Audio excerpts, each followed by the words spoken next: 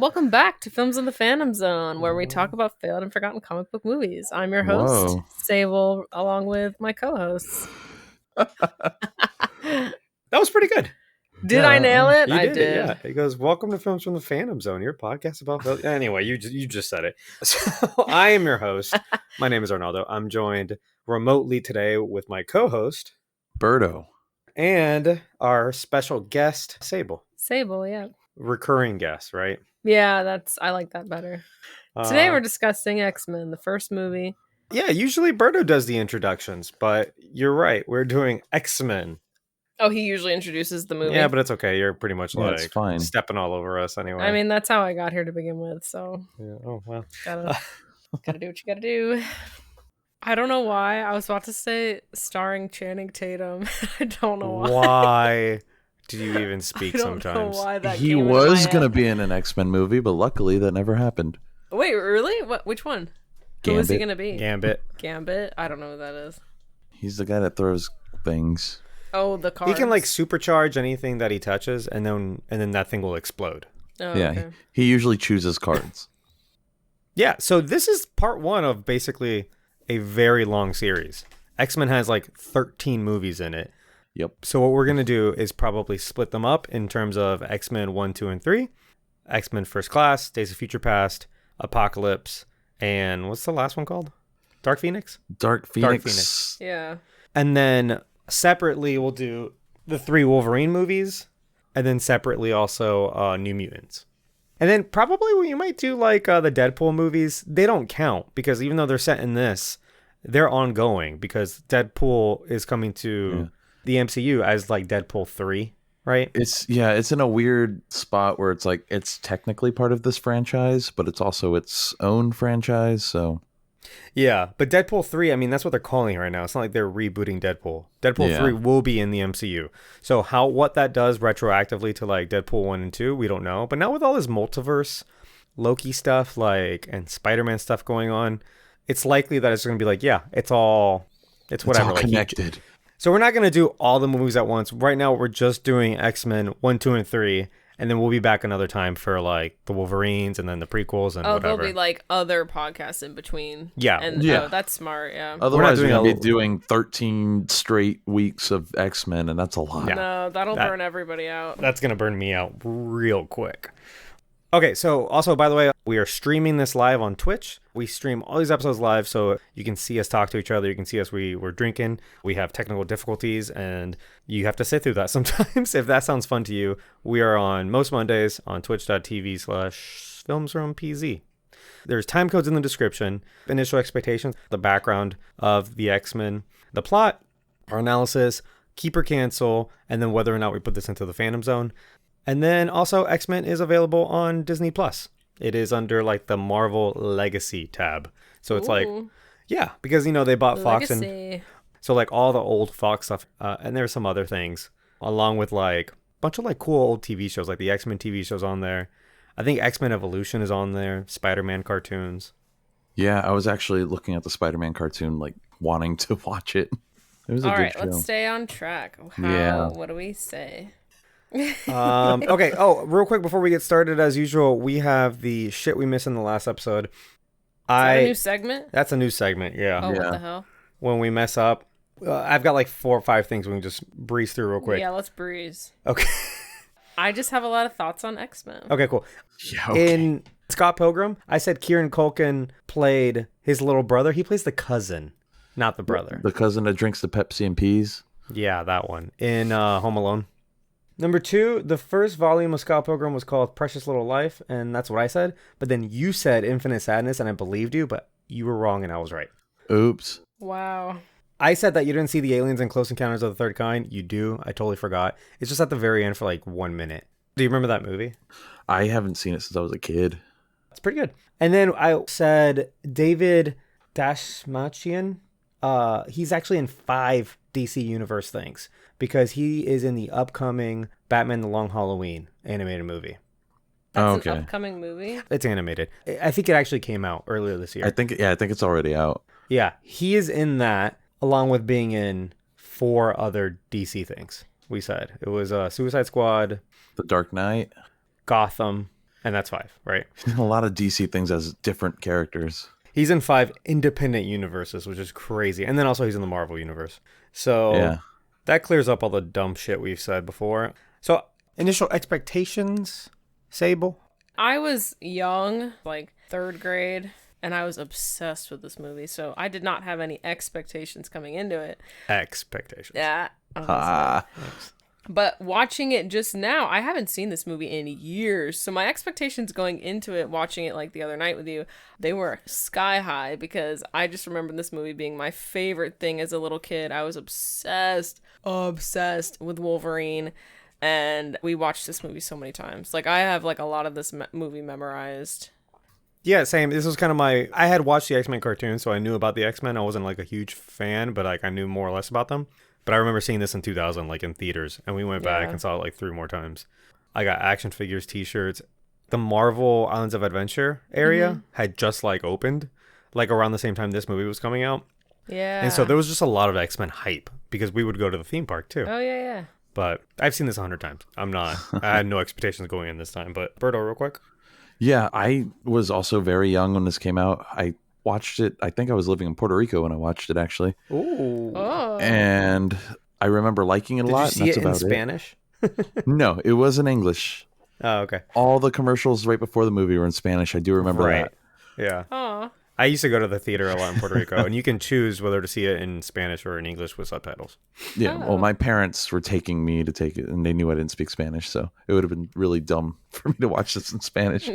I do remember liking the movie a lot, though, but I didn't really have expectations going into it. Like, I knew what the X-Men were because that cartoon was out at the time already. So, yeah, this movie was, at the time, it was mind-blowing for me. Yeah, I think it was mind-blowing for everybody.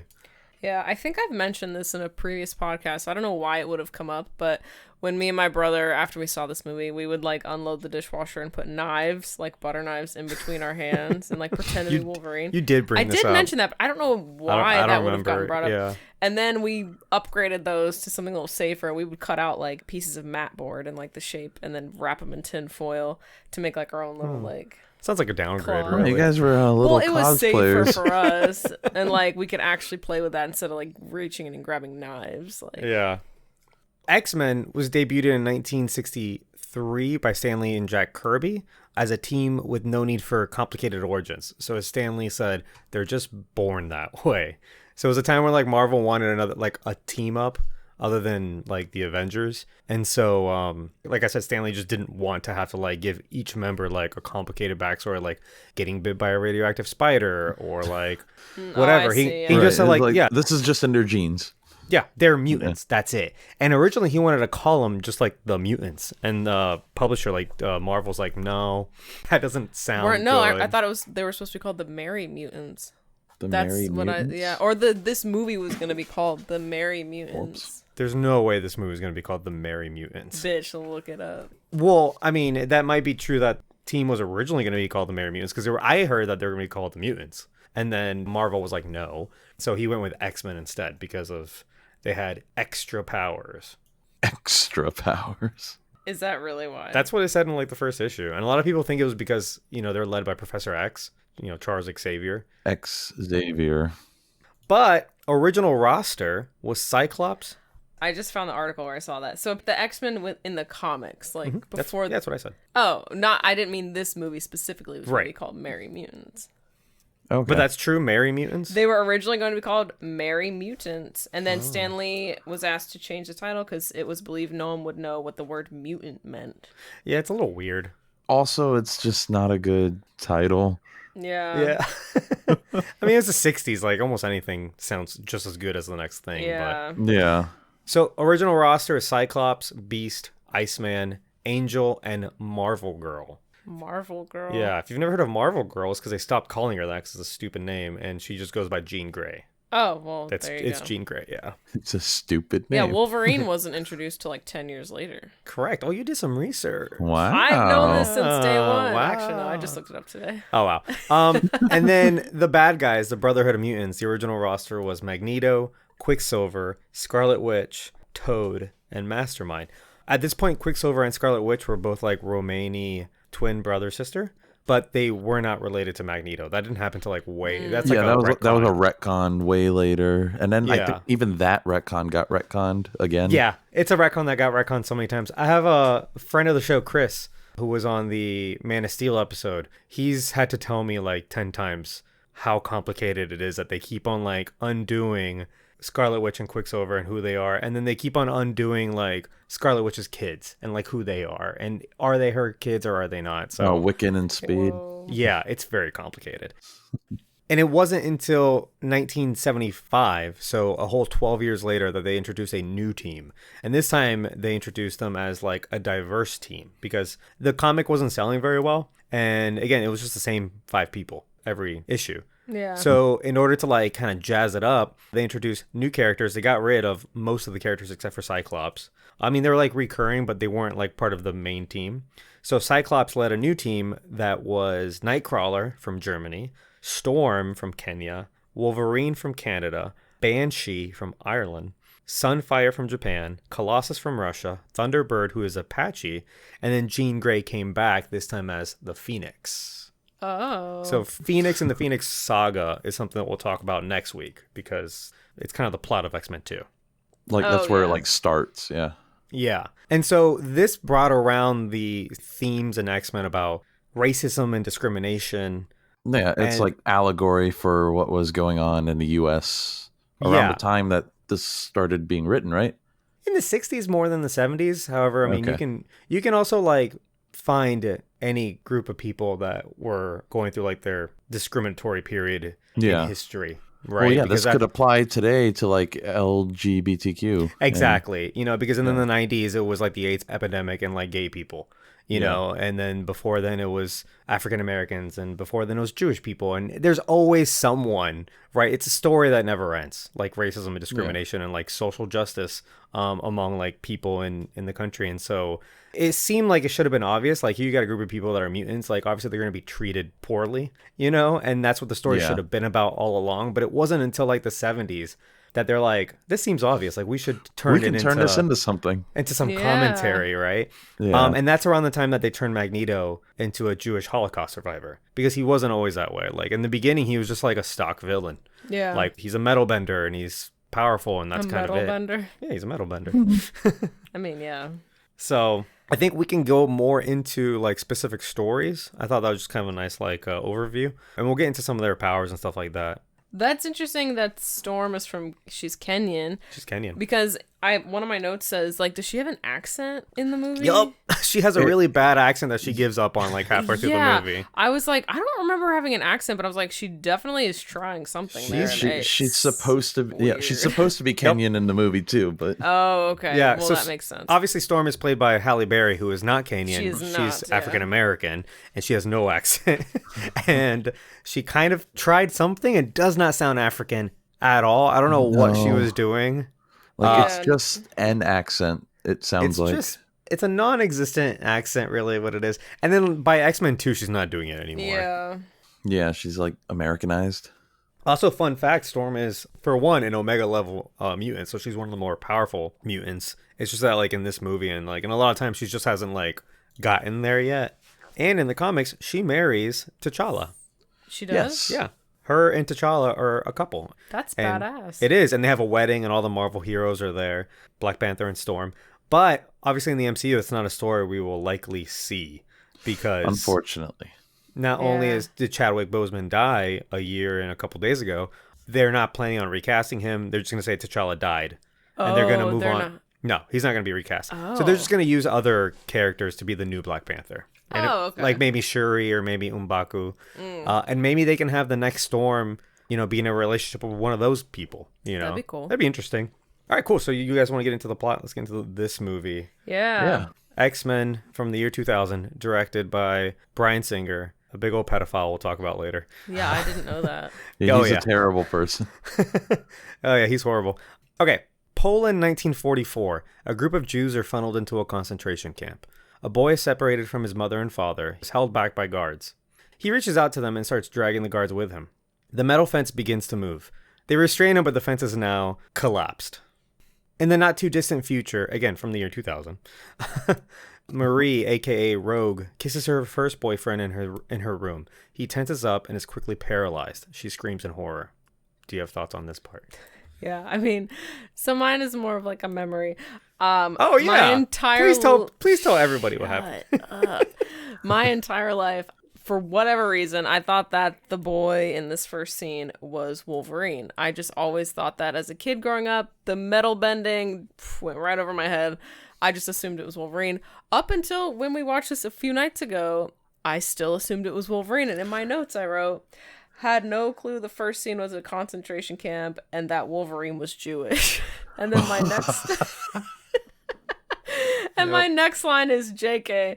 I always thought that kid in the beginning was Logan. So this all makes so much more sense now. Wow. Yeah. Had you not learned about the Holocaust when you had seen this? I mean, I was in like first grade. I was guess, young. yeah. I didn't know about that. She was probably like, why are they oppressing that child? I just assumed they're showing this kid in the beginning, and then the main character thought the whole movie's Wolverine, so I just assumed it was him. Like, I did not think anything more about it. Well, it's interesting that you say that because they use Wolverine as a point of view character in this, like an audience surrogate, but he's very rarely like the main character in X-Men stories. Like in the comics. Yeah. He's like the main character in like all of these movies, I feel. Because he's the most interesting character and the most popular character by far. But they had this whole like backstory about like his past and he forgot it and stuff, and they kept that going. Yeah, it's like a through line in all the films. But usually, again, he wasn't even introduced till 12 years later. And even when you go back and look at the most popular X-Men stories, like he's in them, but he's never like the main character. Did Hugh Jackman's portrayal make him popular, or he was already he was always popular. In fact, when I was a kid, I thought he was X-Man. I think there might have been a dumbass kid too that didn't know shit. Well, I don't you're think supposed I spoke to think English Cyclops yet. is the X-Man. Yeah, you also didn't speak English. Yeah. Bless So it your took me a heart. minute to kind of realize like that's the team and maybe what man versus men means, like plural. But this is an excellent way of like just showing kind of the implications of having mutants within our society. Yeah. You know what I mean? Like people that are either really powerful or like really devastating. Can't touch people. Yeah. And something this movie does well, we're going to get into, is it has to do a lot of info dumping, but at the same time, it tries its best to balance that with like showing and not telling. So like you don't really need to be explained these two mutants' powers. You just saw them. One can bend metal and the other one can can't touch people. Yeah. Right. No, this intro was really good. Like everything from Magneto and the Holocaust camp to like Rogue discovering her powers in like the worst way imaginable. Like, yeah, it kind of shows that all these characters in their own way are a little bit tragic. Yeah. Oh, for sure. This is a tragic story for all these characters. Dr. Jean Grey speaks on Capitol Hill against Senator Kelly on the ethics and practicality of mutant registration. Kelly is a fierce proponent of mutant registration, using scare tactics and comparing unknown mutants to weapons of mass destruction. He claims he has heard of mutants so powerful that they can enter our minds and control our thoughts, as the camera pans to Charles Xavier, aka Professor X. He runs into Eric Lensher, aka Magneto, and asks what he's doing at the hearing. After a short debate, Magneto leaves, saying, "We are the future, Charles, not them. They no longer matter." Again, just also a great way of like introducing like the central premise of the X-Men here, right? Yeah. I love how the camera pans to the person that can literally control people's minds if he chose to. But yeah, it's a lot of really smart cinematography. Yeah.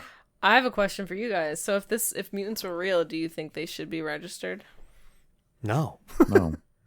Interesting take. Really? Because I mean, this is again like you can take the allegory of the X-Men and apply it to a lot of different groups of people. What this movie is really comparing it to is the Holocaust, right? Yeah, like you have to be registered if you're Jewish. Exactly. And the reason that Magneto is so up in arms is because he's seen this before. And he's not basically said like he's not going to live this again. Yeah, like he was one of the people that actually went through all these horrors and stuff. So Yeah. Exactly. And he's seeing the same patterns. Like for him, it's not a debate because he's seen it all before. At this point, they're talking about registering mutants, and they're using scare tactics. So saying like mutants can do this, you know, they're in our schools, they're weapons of mass destruction, they can steal banks, they can get in your mind or whatever. And that's not dissimilar to what like Hitler and the Nazis did in Germany. It started with them saying that Jewish people are ruining your neighborhoods and your businesses, and they're going to take your jobs and all this stuff. Those were the scare tactics that started in like early Nazi Germany. You know, Yeah. and at the time, people were like, yeah, like they're outsiders and they're taking our jobs. We don't want this. And it's only a couple like links before it's like, okay, we're going to register them. So we're going to put a yellow Star of David on their shirt. And then after that, it's like, okay, well, we're going to set up ghettos for them and they can go live in their ghettos away from us. Next thing you know, there's no room in the ghettos. We got to put them on a train and put them somewhere else. And then those are concentration camps. And then they're getting massacred there. Like, yeah. So he's like, yeah, right now it's just a debate on Capitol Hill, but what is it tomorrow? It's war. Yeah. And I'm not going to let it get there. In fact, I'm going to go on the offensive. And he has a good reason for it too. Yeah, and I want to talk about it later in the analysis, but he's an actual very sympathetic villain. Like, you completely understand where he's coming from. And you may not agree with him, but also it's like, he's kind of right. Like, he knows there's a war coming and that they will never understand mutants because they didn't understand him as like a Jewish person. Yeah. I also love, and again, I do want to talk about their different positions. Charles is like the understanding one. Like, he thinks that they're going to just like if you have hope enough, humans are better than they were in the Holocaust, and we're gonna like do better this time, right? He wants to like reason with them and exactly. But you also have to see where he's coming from. He comes from a position of privilege. Like, he's rich and he's a genius and he's a PhD, and on top of that, like, yeah, he's disabled, but also like no one's looking at Professor Xavier and saying you're the bad guy, you're wrong. You know, he has all the reasoning to believe that, like, if you just try hard enough, people will get along. You know what I mean? And, like, Magneto does not have that. Yeah. He comes from the Holocaust and poverty and immigration and, like, coming to America in, like, the 40s or 50s. You know what I mean? Like, he's got the worst of life while Xavier's got the best of it. Like, living in a mansion. It's crazy how they're, like, or were, like, best friends, too. Oh, it's like a true villain's tale. Like, they used to be best friends with the hero. I'm glad you brought that up because I want to talk about that because I can't think of like a better hero-villain dichotomy except other than like these two. Because they're actively friends. You know what I mean? Yeah. Even against each other, like they don't wish each other any sort of like they're ill playing will chess, or anything. like... Yeah. I had something to mention, but I don't know if it's too like extreme. Like what? You're gonna like the politics of behind like this? seeing our current political climate, like the whole like, oh, like they need to be registered, like the fear in the media. It's like, do you see that nowadays? Immigration. Huh? Immigration is the same Immigration. thing. Again, you can apply this allegory to so many different things. I was gonna say the whole COVID crisis. No. And I knew you'd say No. But I'm just thinking of outside the box. Okay. Like, it's totally different. Yeah, there's not an oppressed group of people here. Yeah. No. Not saying anyone's oppressed, but I'm saying like, oh, like you have to have proof of vaccination. You have to do this. Yeah, but that's also not new. Like, yeah, I guess you're right. Like, you want to go to public school and not have to jump through a bunch of hoops, you need proof of vaccination. Yeah, that's true. You know, like I remember I got vaccinated, booster shots in school. You had to do it. You want to bring your pet into an apartment, you have to show their shot records. Oh my God. What about the fear mongering on the media sometimes? Yeah, that's true. With when there's a hurricane coming, they say your family's going to die. And no one, like in Florida, if you're from Florida. That's true. You know how crazy they get. In fairness, it's like when you're talking to let's say you're talking to 100 people. Yeah. And you're like, hey, this is dangerous. Maybe 30 of them take you seriously. If you go, hey, this could be life-threatening, maybe 80 take you seriously. If you go, you will fucking die if you don't get off the coast, maybe 99 of them take you seriously. You know what I mean? And I'm not saying like fear-mongering. So you agree with Senator Kelly right. and you love him. I'm not saying fear. I'm not saying fear-mongering is like okay, and using scare tactics is okay. I'm saying we're talking about that one guy during a Florida hurricane who was like, he was on location in like my a God. Florida like key or something. You and your Yeah. family are going to die. Yeah, where people didn't want to evacuate, and he's like, "You have to leave. Your whole family will die." Your children will die. I think he even said like your pets will die. He Like, he was- was extreme. He was extreme, and he's also incredibly frustrated that like no one is preparing for the storm. Yeah. And a lot of people that didn't evacuate it, they did die. So he's Did not they? like I thought it wrong. ended up not being like a huge thing. It wasn't a huge thing where we lived. No, that one was bad in the coast where he was talking to people. Oh, Yeah. the coast. Okay. Yeah, Well, it that makes flooded really bad. No, where we live, nothing happened. Yeah. Anyway, Anyway, I just wanted to throw that tidbit in there. All right, 'cause that I was- thought that it was a fun an little wrench. interesting Yeah. take. Okay. Canada. Rogue hitchhikers.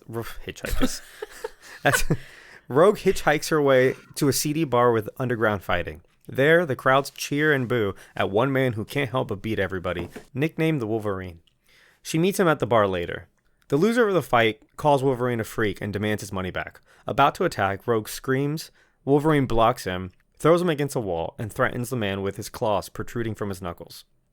The barkeep holds a shotgun to his head and kicks him out, saying, "Get out of my bar, freak." I think it's important to note that it's obvious that in no way Wolverine is in the wrong here, and yet he's the one who's being kicked out and being called freak. Well, it's because he's being Yeah. discriminated against, obviously. Exactly. But it's, this is a movie that's made for everybody. And like X-Men and comics and stuff and superhero movies are very popular with kids. So you have to kind of like, you can't just say, hey, Wolverine's basically like a Jewish person or a black person or a gay person who gets kicked out of places and is discriminated against. You have to kind of like show the discrimination. Yeah. So that you Right. can, so the kid watching this can be like, wait a second, why That's are they not scared fair. of him? That's not fair. Exactly. Yeah. So I think that's really well done. I thought you would have a lot to say about Oh, I have a lot to say about Hugh this. Jackman and Wolverine's What introduction. about the cage? I have. Okay, that's from Spider-Man. I have a lot to say about the scene. So, I was completely obsessed with the scene as a kid. I feel like I rewatched it over and over. Like I'd rewind it and like play it and stuff. I remember it being so much longer though. Like this scene is like a minute long. Like him actually fighting in the cage. The like, movie's not too long either. Well, the movie is in itself is very short, like but I remember 1:45. it being so much longer. The scene is so iconic, though. It would get me so hype as a kid. Like, I'm pretty sure me and Max would like punch each other after we like watched this. But do you think that maybe the guys were upset with him because they feel like they were hustled? Like, you're Because a he's a mutant, yeah. you're fighting, but it's like you're going in. This is some underground, probably illegal cage match anyway. You're going into it and knowing what you're getting into. It's like it's Exactly. up to you, bitch. Like, Yeah. he's not a professional fighter winning tons of money. Right. Like, It's not like it's boxing where Yeah. you're fighting outside like your weight limit or whatever. Right. You're going into like a thing and it's whoever, and he's the one who's like, I can fight him, and he gets up and Yeah, he like just you can saw hear the metal clanking on the Oh, bones yeah. of people. and Like, Which was a Wolverine had little just ridiculous. I thought it was awesome. yeah, same.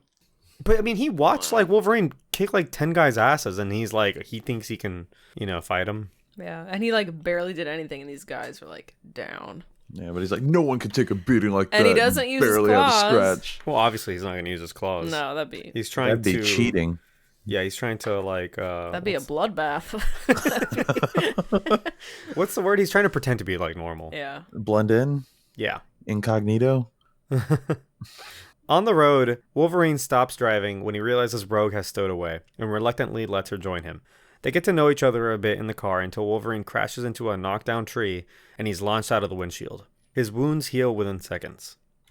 Wolverine is attacked by Sabretooth, while all of a sudden the wind and snow pick up and Storm and Cyclops have appeared. They rescue both Rogue and Wolverine. So Rogue comes on strong, immediately asks for food, and then insults his little house that he has in his RV and says, "Wow, my life doesn't look that bad." I'm Yeah, like, she's a little girl, rude.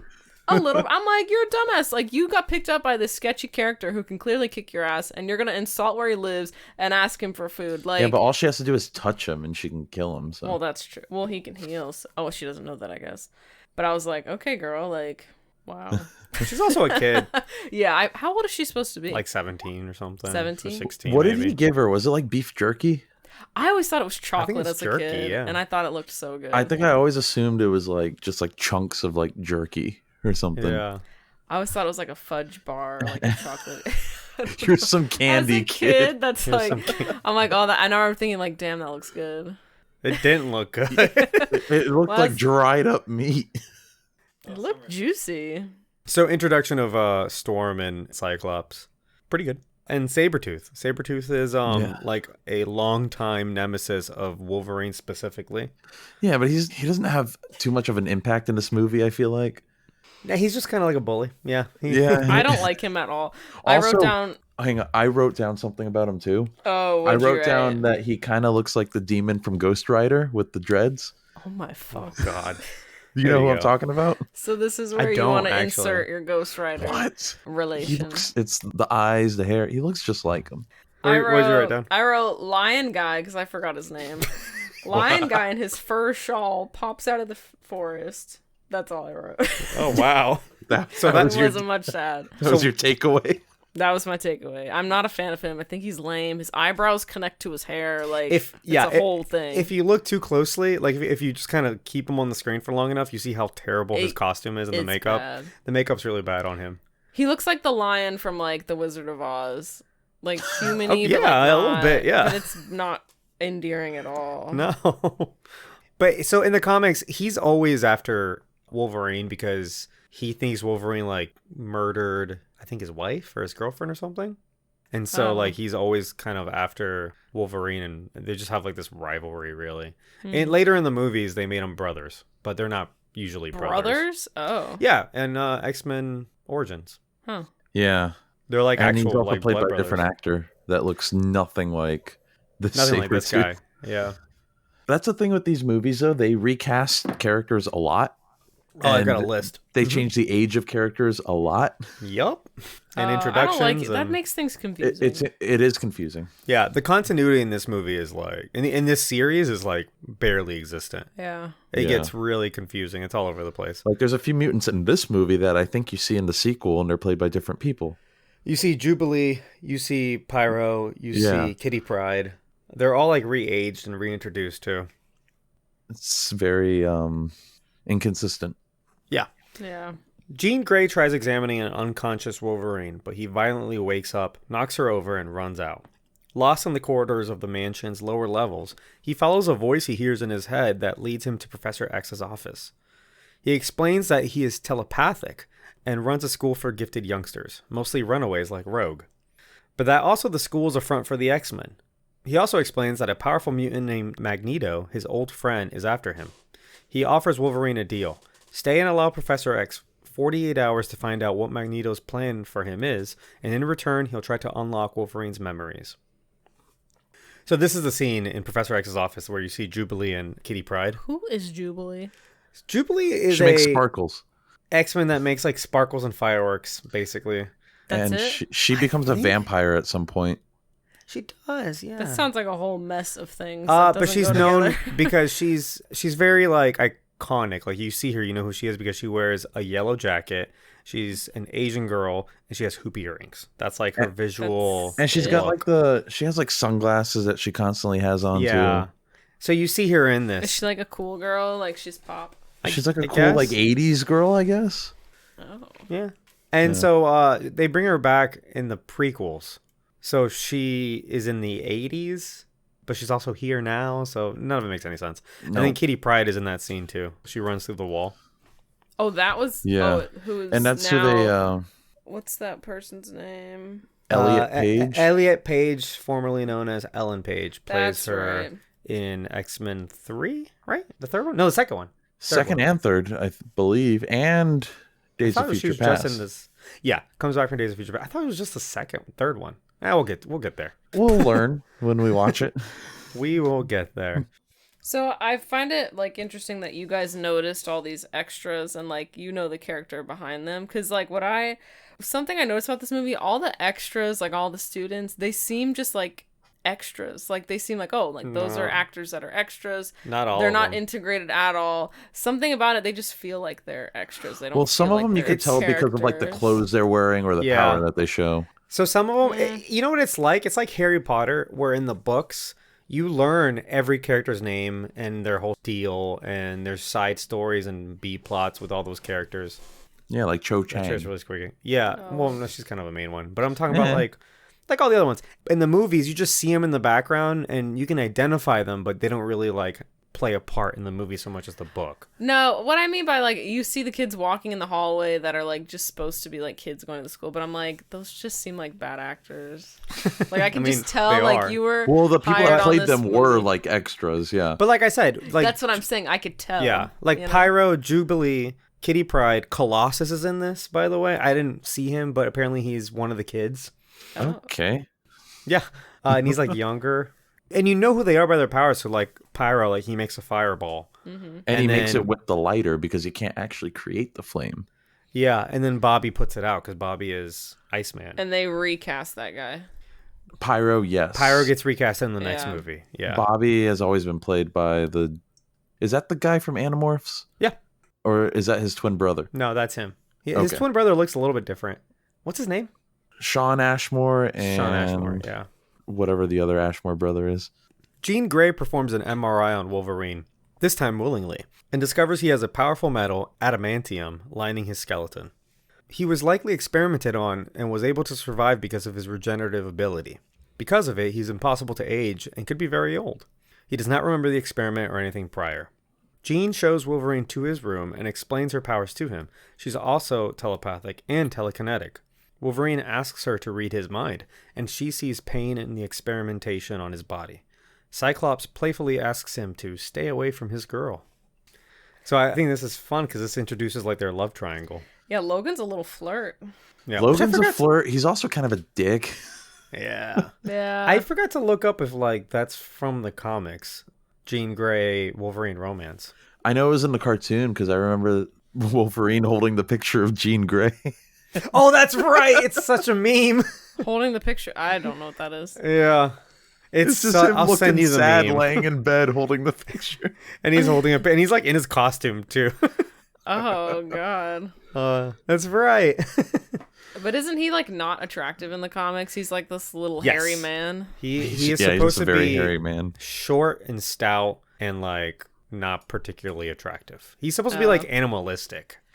Like just like a Like in that scene in the bar when they held the shotgun to him and he went and he just he mostly just growls at people. Yeah. He's very gruff and hard to talk to. Like yeah. they like casted they casted a tall, very handsome, charismatic Yes, man. they did. Meow, Hugh Jackman. And so so on face value, Hugh Jackman is very poorly cast as Wolverine, but I mean he makes not at all though. But kind of not at all because he really makes the character into something Here's else. the thing: all of the like people that didn't like read the comics and shit, they just see Hugh Jackman as Wolverine because he's also been the only person to play him in live action. Yeah. No In fairness, one else could. they gave him the Wolverine haircut, and it doesn't look They did. unbelievable. They did. Like, It looks cool. I used to think it was. I mean, it doesn't look bad on him. like that's what his hair looks like in the comics, and it's one of those things where you're like, that doesn't work in live action, and then they did it, and it kind of does. Yeah. Like he looks unkept. You know. It should look ridiculous, but it doesn't for some But it reason. really doesn't. Yeah, he just looks like hairy and unkept, and like. A Wolverine is a real animal. What is it, like a little? Like It's a little like angry little rodent. Ferret, rodent type animal. Yeah. I guess another reason why I was always obsessed with Wolverine. I thought he was supposed to kind of be like a wolf, and I loved wolves as kids. I still do.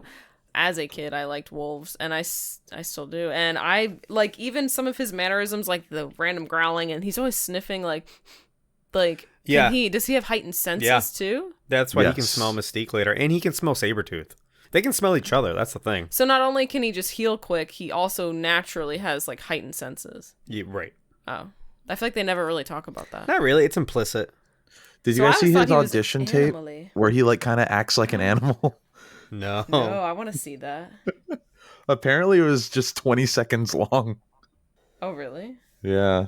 This is a Wolverine. His wife told him not to do it. Oh, that's a Wolverine. Yeah. Yeah, his wife didn't want him to do it. She He thought said the it would script be a was so dumb, and she was like, no. But he needed like a Yikes. win. Like he hadn't been getting roles. Oh, Deborah. I mean, they're still happily together. Yeah. Oh, Deborah. They're just he's so freaking classy. He just seems so happy. I love Hugh Jackman so much. I've always been, ever since I saw this movie in first grade, I've been like obsessed with him. We'll talk about him probably. Oh, we get not a whole in- segment. Yeah, and Keep or Cancel, but not in any of these movies. Because he has a solo We'll movie. probably wait till like Logan that's or the one something. deep for that Yeah, one. exactly. So hell we'll yeah. go there. But that night, Rogue is awakened by Wolverine having nightmares. luckily stirred up by Gene's meddling with his forgotten memories. Way to go, Gene. He wakes up in a panic and stabs Rogue with both sets of claws. Dying, Rogue grabs Wolverine in order to take his powers and heals herself. Many students witness this. When Wolverine awakens, Professor X explains that Rogue takes the life force of people she touches. In the case of mutants, she can take their powers temporarily. This was a good scene. It was awesome, yeah. Fun fact about Rogue, in the comics, she can fly. And she can shoot energy. Yeah, because she steals powers from Captain Marvel. Yup. She has a run-in with Captain Marvel. Captain Marvel or Marvel Girl? No, Captain Marvel, Carol Danvers, Brie Larson. Oh, but okay. She has a run-in with her, and they have like a fight. And she held on long enough to Carol Danvers that put her in a long-ass coma. Wow. And so she got to permanently keep some of her powers. Because usually she can take your powers for a little bit and it goes away. But she held on long enough that not only should she have killed Captain Marvel, she maintained some of her powers permanently so she can fly and she can like shoot energy blasts. So Captain Marvel is just weak as fuck. No, she survived. And in the cartoon, they had like a whole like 5-episode arc about this and it was really good. Oh, wow. And it'd be such a good way of introducing Rogue into the MCU. If you were to people want her to appear in the second movie. I mean, could you imagine if she's in the second movie and she puts fucking Carol Danvers in a coma for like 2 more movies? Cool. Knock her out of the MCU. I mean, not for that reason, just to be like, you know, like a lot of times the MCU wants to make a statement and change the status quo. You know, like Civil War, like split people apart or, you know. No, this would be a good way to do that. Exactly.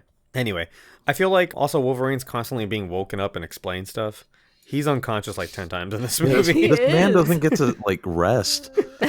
Yeah. Also, even as a kid, I thought it was like really weird. I'm like, how weird did it look to all the students and the teachers that Rogue was like in Wolverine's bedroom on his bed? Oh yeah. I never thought about that. But then he kills her. Weird. So does Rogue have like a crush on him? No. They mention in this movie, they said, they say later, I think she's taken with you or something. Jean Grey says that, yeah. I think she sees it more as like a father figure. Like a big brother. Or a big brother. He's like, oh so man, I got to take care of this kid. Shit. Although, and this might be a little bit mean, but if you look at pictures of him now, she looks older than him. She has an older look. She's aged terribly. She's only 39 and she looks like she's 50. What's her name? Anna Paquin. Anna Paquin. She was in Hugh Jackman, True obviously. Yeah. And Hugh Jackman doesn't age. Yeah, he doesn't age. They casted the perfect guy when you think about it in that sense. She's 39. She's 39. She looks like she's 50. She looks like she's literally. 60. What the fuck? Poor Does Anna. she have a country accent? In this, she does because her character's from Mississippi, but I don't know. In other things, she kind of does too. Oh, she might. I think she it might be. naturally does. She's a Canadian actor, though. Oh, she's just a good actor then. Yeah. Oh, that's interesting. The other thing here I feel is like somehow this movie info dumps a lot, but it doesn't always feel like an info dump. You know what I mean? I didn't get a info dump feel. If it doesn't feel like an info dump, then it's not an info dump. Oh, it kind of is though, because a lot of times they're just kind of explaining things to Wolverine. Well, and they did a really good job at making Logan the character that doesn't know what the hell's going on. So when things are explained to him, they're explained to the viewer. The audience surrogate. Yeah. Yeah, like there's a name for that. I forgot. Audience surrogate. He okay. That's the name. Okay. No, he's the point of view character. So, like, you learn things as he learns things. But there's so many things here. Like, to Stan Lee's point, you don't have to explain how they got their powers, but now you do have to explain all their individual powers. You know what I mean? Yeah, like, you have to explain how they work and all that stuff. But like everybody has a different power. Yeah. So, here's a movie that introduces at least 10 mutants. And they all have an individual power. And they have to either be told to you or shown to you. And so I think this movie balances it out very well. How come, like, other superheroes that have powers aren't considered mutants? Because they're not mutants. So, like, the mutant is that they're just normal humans and their bodies are evolving into having what they call the X gene. And that gives them a superpower. Whereas other people in, like, the Marvel universe get their powers from an accident or from some sort of experimentation. I see. Or Terrigen crystals, which is infused with Kree technology to turn them into Inhumans. What? Yeah, we're not getting into that. Meanwhile, Senator Kelly is abducted by the Brotherhood of Mutants. That's Magneto's gang. Mystique, the shape-shifting femme fatale, had been undercover as his aide. They take him to their lair, where Magneto is using him as a guinea pig for his new machine that should trigger a mutation in normal humans. His mutation seems to be that he can bend and stretch, and sort of accidentally escapes his prison and swims ashore. The hideout that they're in is a little Bond villainy.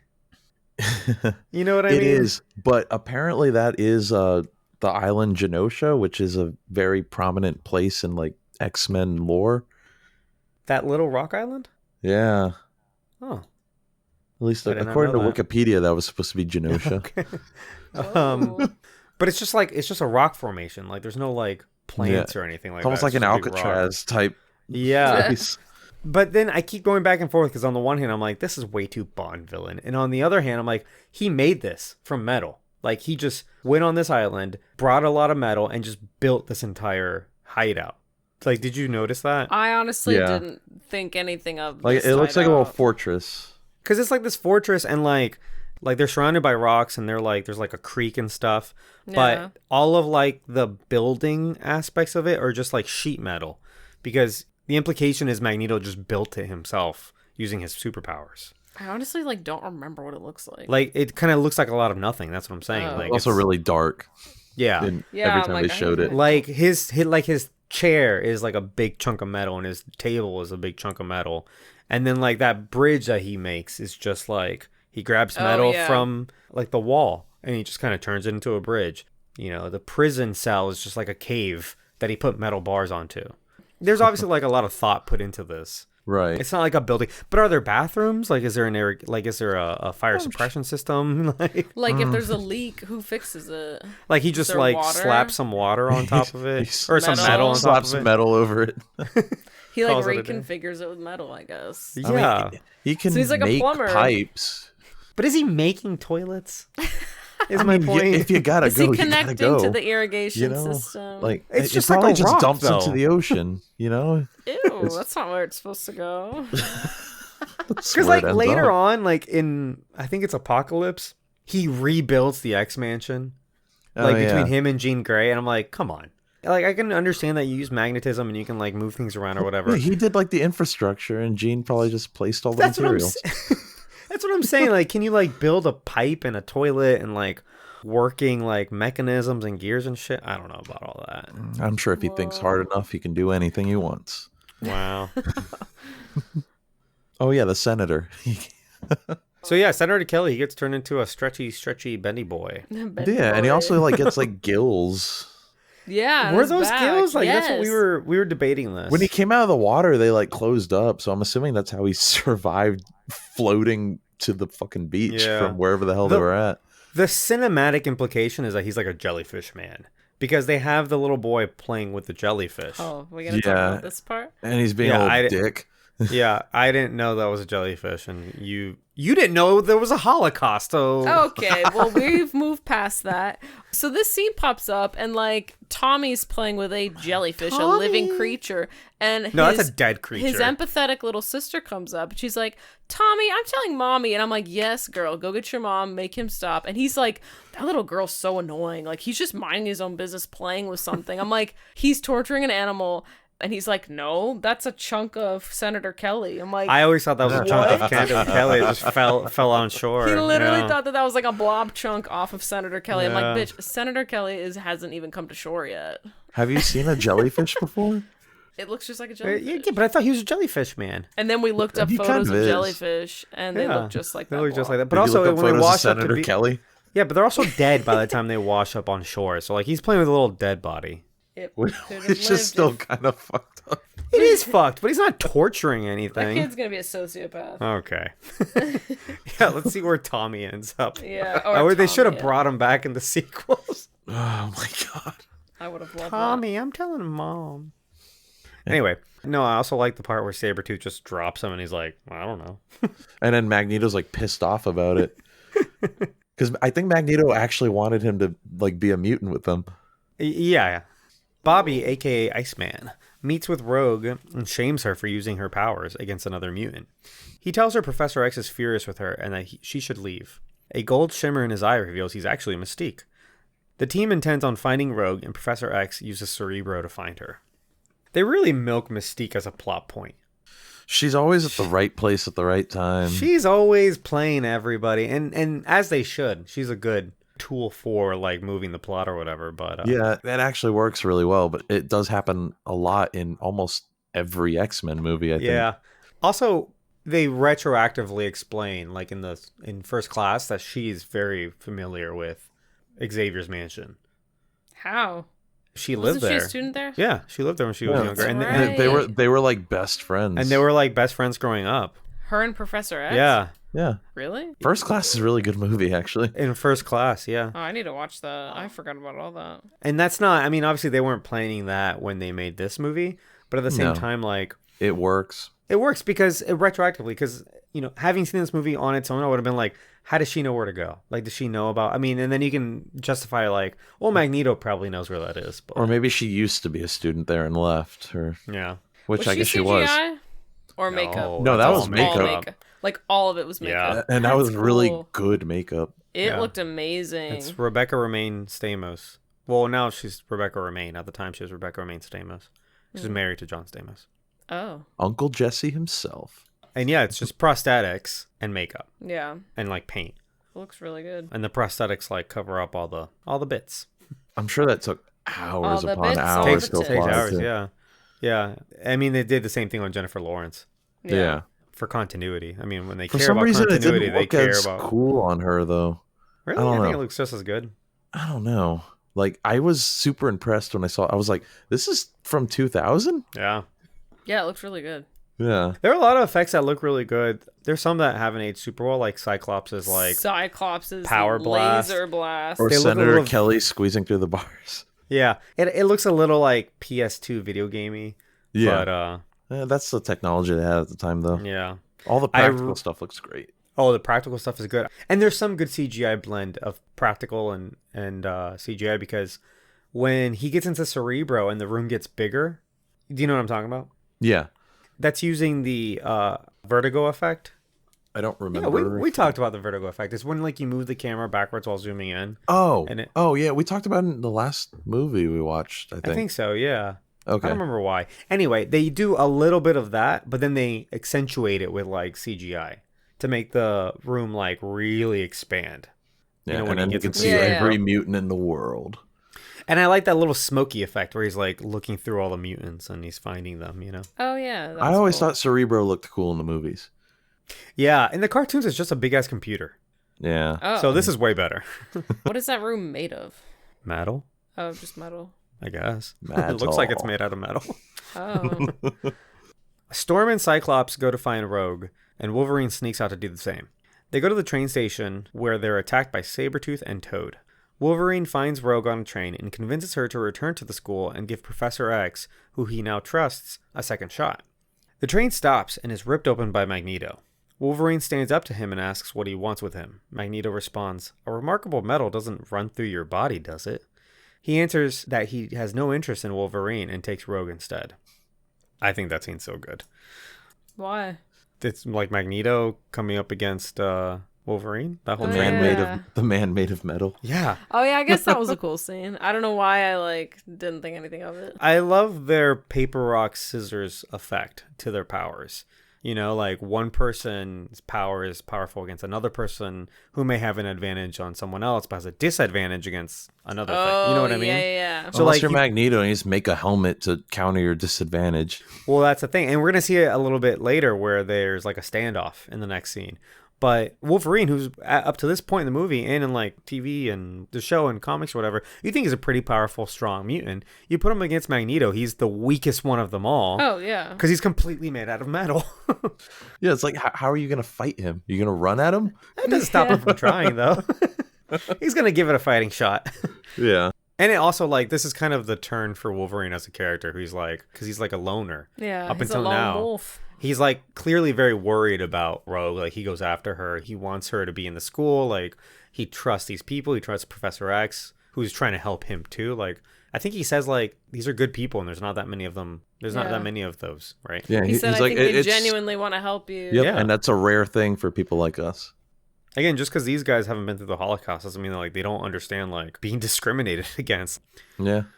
You got a lot of notes, and I feel like, do you have anything to? If these all come later. Okay, cool. Outside, Magneto, Sabretooth, and Toad are surrounded by police with their weapons drawn. Sabretooth and Toad turn on Magneto under control of Professor X. Magneto's helmet protects him from any sort of telepathy. Magneto doubles down and tells Xavier to kill him and that they'll have a number on you too. The camera pans down to his Holocaust tattoo. Magneto goes a step further and takes all the guns and aims them back to the police. He shoots a gun and stops the bullet and says, "Care to press your luck, Charles? I don't think I can stop them all." Professor X concedes and releases Toad and Sabretooth. So this scene is... That seems cool. The scene is amazing. Yep. This is an amazing scene. This is the kind of thing in this movie that holds up today. It's such a good standoff between these two characters. And Yeah, when it's Xavier really good. starts like controlling Sabretooth and Toad, like to speak to Magneto directly that way. Yeah. Like, I thought that was the good. gun thing where the guns were all pointed at the cops. Jessica Jones, that scene with Kilgrave. Yeah, They when he used has the same everybody. exact thing. Yep. Yeah. Do you remember that It's- scene? I don't remember that. How do you not scene. remember that? It was iconic. But it was the same yeah. exact... She goes into the police station. All the cops are just pointing their guns at each other. Oh, yeah. Oh, were they actually holding the guns, though? Yeah, he can't. Yeah, he yeah, can't like lift the guns, but he can control people. But they were all, aiming at each other. And it's like Oh, it's yeah. kind of like kinda- frightening. It's eerie to look at. Yeah. I mean, it's one of those like villain-defining moments of like this is how far they'll go. Yeah. You know. Yeah. And But that was always a cool scene. I love that because Professor X, always having hope in Magneto, tries to call his bluff, and Magneto like shoots the guy, stops a bullet though because he's still kind of bluffing. But then he's like giving him another shot. Like, Yeah. I don't think I can stop all the bullets, or will I? Like, As he has the bullet slowly going into this guy's head. I love that the guy's like freaking out because he thinks he's dead. Well, yeah, that's scary. But this is another one of those like paper, rock, scissors things. Like, they're at like a real standoff. Yeah. What can Magneto do to like beat Professor X, and what can Professor X do to beat Magneto? And this is like a genuinely tense scene too. Oh, yeah, it's good. Meanwhile, Mystique sabotages Cerebro. When Professor X tries using it to locate Rogue a second time, he's knocked out by it. As Wolverine and Storm argue about what to do, they're surprised by Senator Kelly, who has sought out Jean Grey for refuge. Jean reads Kelly's memories and sees what Magneto has done to him. The machine was supposed to trigger a mutation, but his body is rejecting it. As he dies, he asks Storm if she hates normal people. She admits that really she's just scared of them. He says she has one less human to be afraid of and dies. I like that this is when Senator Kelly kind of redeems himself. He like gets it now, Yeah. you know?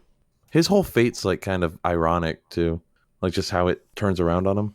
Yeah, and when you look at like again what the allegory is these groups of people that are all it is that they're just scared of one another. You know, the mutants are scared of the regular people as the regular people are scared of the mutants. And it's no different than like discrimination against like black people or like gay people or any one of these groups. It's just fear, you know? Yeah. Yeah. Without Professor X, Jean tries using Cerebro and learns Magneto's plan is to mutate the world leaders at the UN gathering on Ellis Island. But he doesn't know that his machine won't work. They suit up with Wolverine and the four go to Liberty Island. There, Magneto gazes onto the Statue of Liberty, remembering when he first saw it after World War II. America was a land of tolerance and peace, and that Rogue will have to die because there is no tolerance and there is no peace. And that's just more of what we said earlier, that like what this means to him as a Holocaust survivor, right? All of these Holocaust references like flew right over my head. I don't know why I didn't pick up on that. Like the little his tattoo that they zoomed in on, I thought that was like his mutant tattoo. Oh, like you thought they had like already marked him as a mutant? I guess so. You mean when you were a kid or like right now? Like now. Oh, yikes. So, It didn't click with me. and during the Holocaust, they tattooed, they numbered No, them all. I know that, but Yeah. I didn't Well, put it together in the movie. Yeah, that's the metaphor. Yeah. You know, they want to register humans, and they already did that with the Jews. and Like that's they literally numbered them. yeah, that's Magneto's entire motivation. Yeah, It's like he doesn't want to see Yeah. this happen all over again. He's being a little extreme with his reaction. yeah. But But it, like I said, I mean, it is what he came from. yeah, Like he came to America under the guise of like tolerance and peace. That's what they told him, and that's what the give me you're hungry and you're tired and you're That's poor. what America was supposedly founded on. Exactly. And then he's like, I've seen this before. This is how it starts. And there is no peace. Like, it's only going to get worse from here. I do like the argument. It's not very long. And it's like one of Storm's only scenes where she argues with Wolverine for a second. And he says to her, he's right. Like, there is a war coming. Are you sure you're on the right side? Because, I mean, Wolverine is like, yeah, he's kind of like with the X-Men now, but like... He also gets it. Yeah, this is an ideological debate. It's not like it's like me against you. It's like, how do you, people are going to have different opinions on this. And maybe Wolverine is also kind of fed up with being pushed around. And that is something we see in the later movies, too, is people switching sides. Oh, yeah, exactly. Oh, yeah. X-Jet. Pretty cool, right? Isn't it just a Blackbird? Yeah, it's a real plane. But, I mean, the Blackbird's pretty cool, too. It's a cool plane. That's cool. I don't think the interior is real. That's a set. But the plane itself is real. Yeah. And then the suits. Do you want to talk costumes later? We can talk it later. Because I know you probably have opinions on this. I do. What do you prefer, yellow spandex? Yeah, I actually do, Cyclops. Do you really like their yellow outfits more? I really do like their yellow outfits. Well, you love the color yellow. That's his favorite color. Oh, wow. Everybody write that down. That is my favorite color. I Okay. know. On Liberty Island, the X-Men encounter Mystique and Toad. Wolverine fights Mystique disguising as himself. Toad fights the others. After getting knocked down an elevator shaft, a pissed-off Storm comes back surrounded by lightning. She says, and is this the worst line in the movie? Because we try to sometimes to like pick out the worst line in the movie, but she says, do you know what happens to a toad when it's struck by lightning? The same thing that happens to everything else. And calls a bolt of lightning to fry Toad into the Hudson River. Mystique tries sneaking up on Wolverine as Storm, but is sniffed out and stabbed by Wolverine. So, is that the worst line in the movie? I think it's the worst line in the movie. Or is it a good line? I think it's iconic. I mean, it is It's- iconic. Yeah, I don't think it's iconic for the right reasons. I remember as a kid thinking that line was stupid. But the thing is, not every hero is Spider-Man that has like all the best quips to say. That's true. You know what I mean? Like, But then I think why she's say anything at all? well, she's pissed off, and she's like, "You I'm gonna realize make a I can." quip. Yeah, I think she's like, "You realize I can fucking kill you with lightning, right? You little piece of shit." And then she I does. hate Toad. Toad And is so she ugly. does. Also, is Storm just straight up a murderer?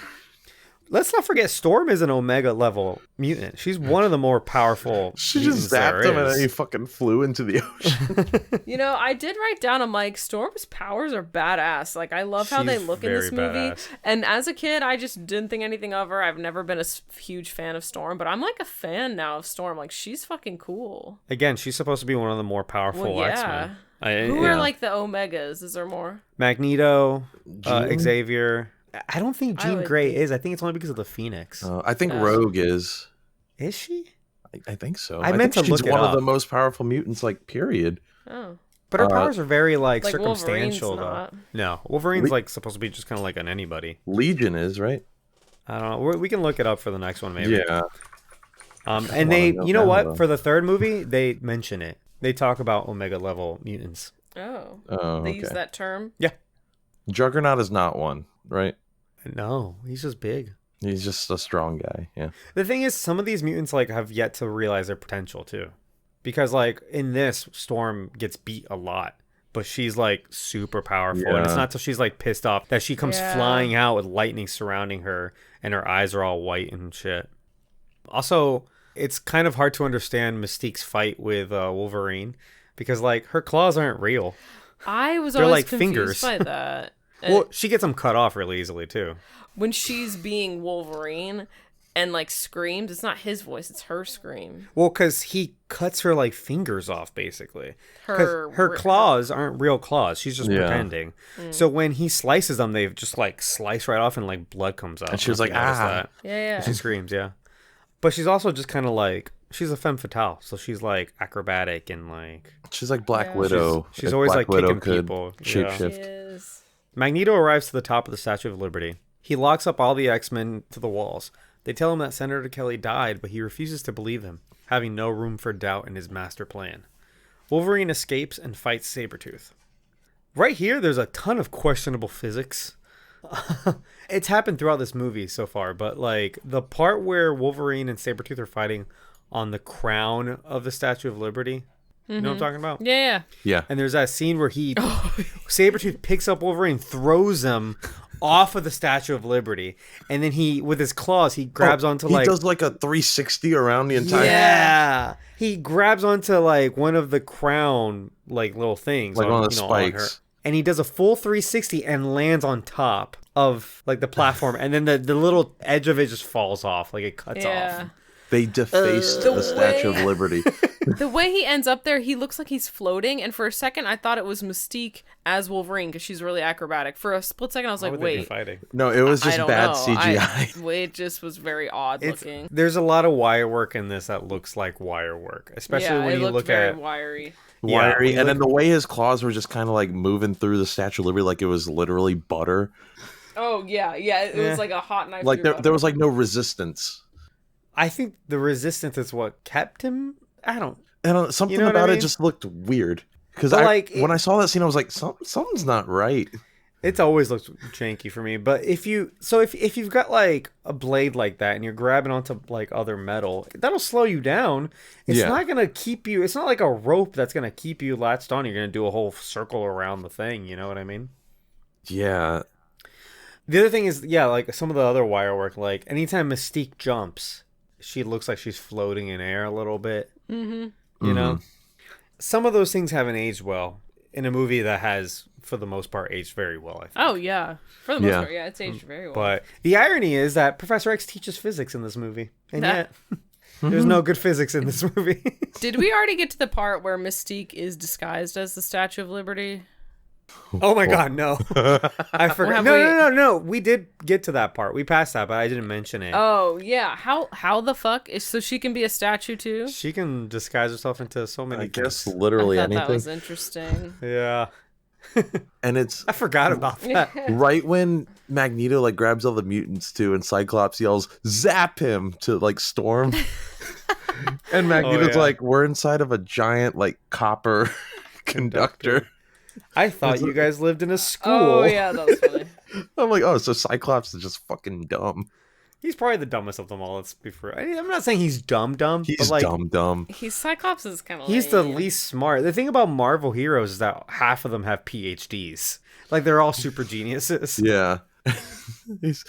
I like how right before he takes off his fucking glasses, he's like, I would close your eyes if I were you. Yeah. I love that Magneto's done his research. He knows all their powers. Yeah, he knows like everything about them. He's honestly He's a good like villain. one of my favorite characters. He's like barely a villain at this point. He's just awesome. She's on Magneto's side. Like, his anger comes from a place where I would totally understand. Like, he's smart as fuck. They're all smart. That's my point. Is well, that they're all not geniuses. Cyclops. No, not Cyclops. Cyclops is the dummy. Or Wolverine. Let's Poor be Cyclops. real. Okay, he's smart. Wolverine? He's think he's resourceful. He's not smart. Yeah. He's street smart. Yeah, I was about to That's say, you're going to say he's resourceful. street smart. Because I guess you don't believe there's a thing called book smart and street smart. think And it's they're a- very real. Enormous I think there's being oversimplification. resourceful and being educated. So he's not educated? No. Wolverine? Probably not. He definitely has the time to be educated because he's lived like forever, but he's very wise, okay, if he's but he's old, not very you would think smart. He's mostly just lived through a bunch of wars. What does he do that's not smart? I don't get it. He runs at Magneto. Oh, true. He's made of metal. Yep. Not his brightest All moment, those things. but Storm and Jean send Wolverine up to the statue's torch, where the machine is powering up Magneto's powers through Rogue. Although Magneto is weakened, he can still stop Wolverine from destroying the machine, and Cyclops is able to shoot Magneto in the back. Wolverine destroys the machine, and then touches Rogue in an attempt to transfer his healing powers to her, but she seems to be lifeless for a moment. She wakes up, and all his previous wounds from the entire film reappear. This is a good little moment of like, it's been a whole movie, you kind of learn what their powers are. You know, he goes to touch her to like wake her up and like so she can heal, and he doesn't get hurt at all. And so the implication is like she's dead. yeah. I thought that was pretty good. And then like a second later, he starts to kind of like hold her, and then like he starts like, Then you see his head busted Dying. open from Yeah. flying through the windshield again. Oh, yeah. and like she wakes up and she had taken his powers or whatever. But any longer, he could have like actually died. Just like the first time. Yeah. It's so hard in these movies to like do a really good third act, and there are parts of this that, like we said, are a little janky, a little wonky, a little dated. But for the most part, this is really good. It is. Yeah. And I really like just having like a really smart villain. You know, it's not because of his own hubris that he's losing or because he's stupid. It's like he knows what he's doing. And even in that second where he has a little bit of doubt when they tell him like, no, like Senator Kelly died, like all those people are gonna die, and he's like, are you sure? Yeah, he's like, did you actually see what you think you saw? Like, you sure about that? you sure about that? You sure about that? Back at the mansion, Professor X awakens next to Wolverine, who is again unconscious. Sometime later, Professor X shows Wolverine an abandoned military base in Canada, where he believes he'll find answers to his origin. On the TV, the X-Men see that Senator Kelly has reversed his stance on mutant registration, although they know him to be dead. It's Mystique yet again. Rogue stops Wolverine from leaving without saying goodbye. I kind of like their little relationship that they've built through the movie. Rogue and Wolverine. Yeah. Yeah. They've kind of like, you know, they have like found a each little bit other. of a bond there. Yeah, they do. They're both like lone people that exactly. Yeah, they I found like each it. other and they kind of like guided each other to like finding this family, basically, right? Yeah. Yeah. We skipped over a part where when Jean Grey wakes him up from being unconscious yet again, because she's like playing with his body hair, and he says that tickles. Do you remember that? Playing with his body hair.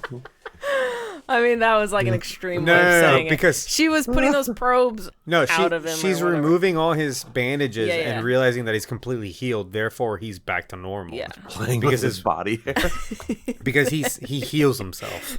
Yeah.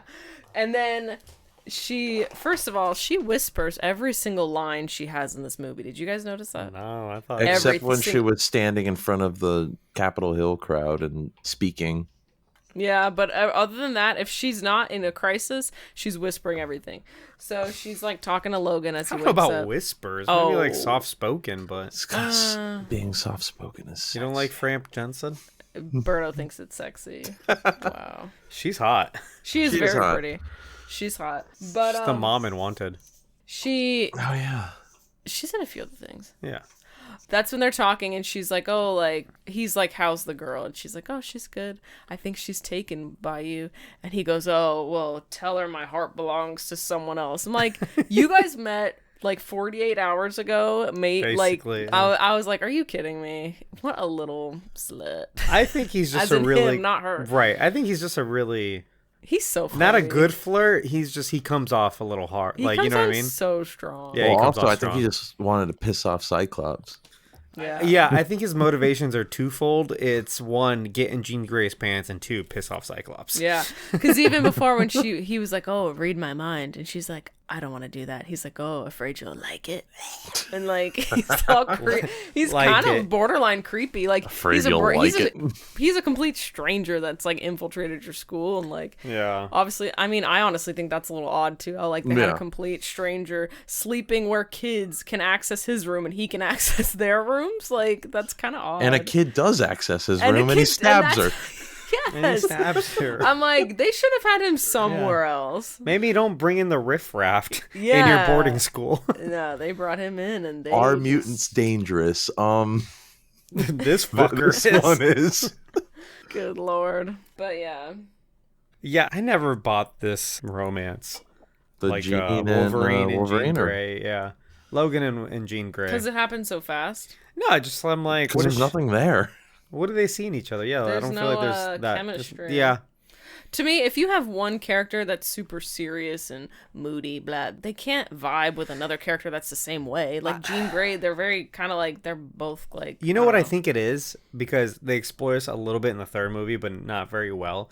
I think it's the Phoenix Force in her that is into Wolverine. Oh, the Phoenix But wants to fuck Wolverine. Yes. Oh, shit. But she is into Cyclops. Who the hell sees anything in Scott. Cyclops? Jean Grey does, because she's a nice woman. But the Phoenix Force is a fucking animal. That's kind of interesting. Just like Wolverine. I think that's... What? I think that might be kind of the source of her... Edginess. Desire. You know, like her conflict is that she's conflict. two things in one, really. Oh, but they don't know that yet. Right, because the Phoenix Force is like this alien, basically. Yeah. Who has taken her body. Is it in her body right now? Yeah. Has it always been there? Okay. But it grows and grows. It's always been there. Is that a celestial being or something? It's a celestial being. Yeah, it gets her when she's young, or when she's like just born or something like that. And Xavier sees it when she's young, and he is actively preventing her from like accessing her true potential because it's too much for her. Because he senses that it could be too powerful. Oh, okay. So he's been hacking her brain this whole time, And she doesn't know. she doesn't figure it out till later. Oh. She gets mad at him for it. I think And she rightfully kills him. so. Yeah, but she also kills him. Yeah, that's a little bit of an overreaction. Yeah. Well, it's the Phoenix Force really acting But up. does she kill him because he comes back? He comes back, And it's never explained how he comes back. It's nonsense. Oh, I don't remember that. It comes up later. Wait, Anyway, we left off where he was saying goodbye to Rogue. He Yeah. gives her his tag. dog tags, yeah. And when I was always so jealous. I always wanted his tag so bad. So when I was little, I had this little necklace, and it was the shape of it like a tag.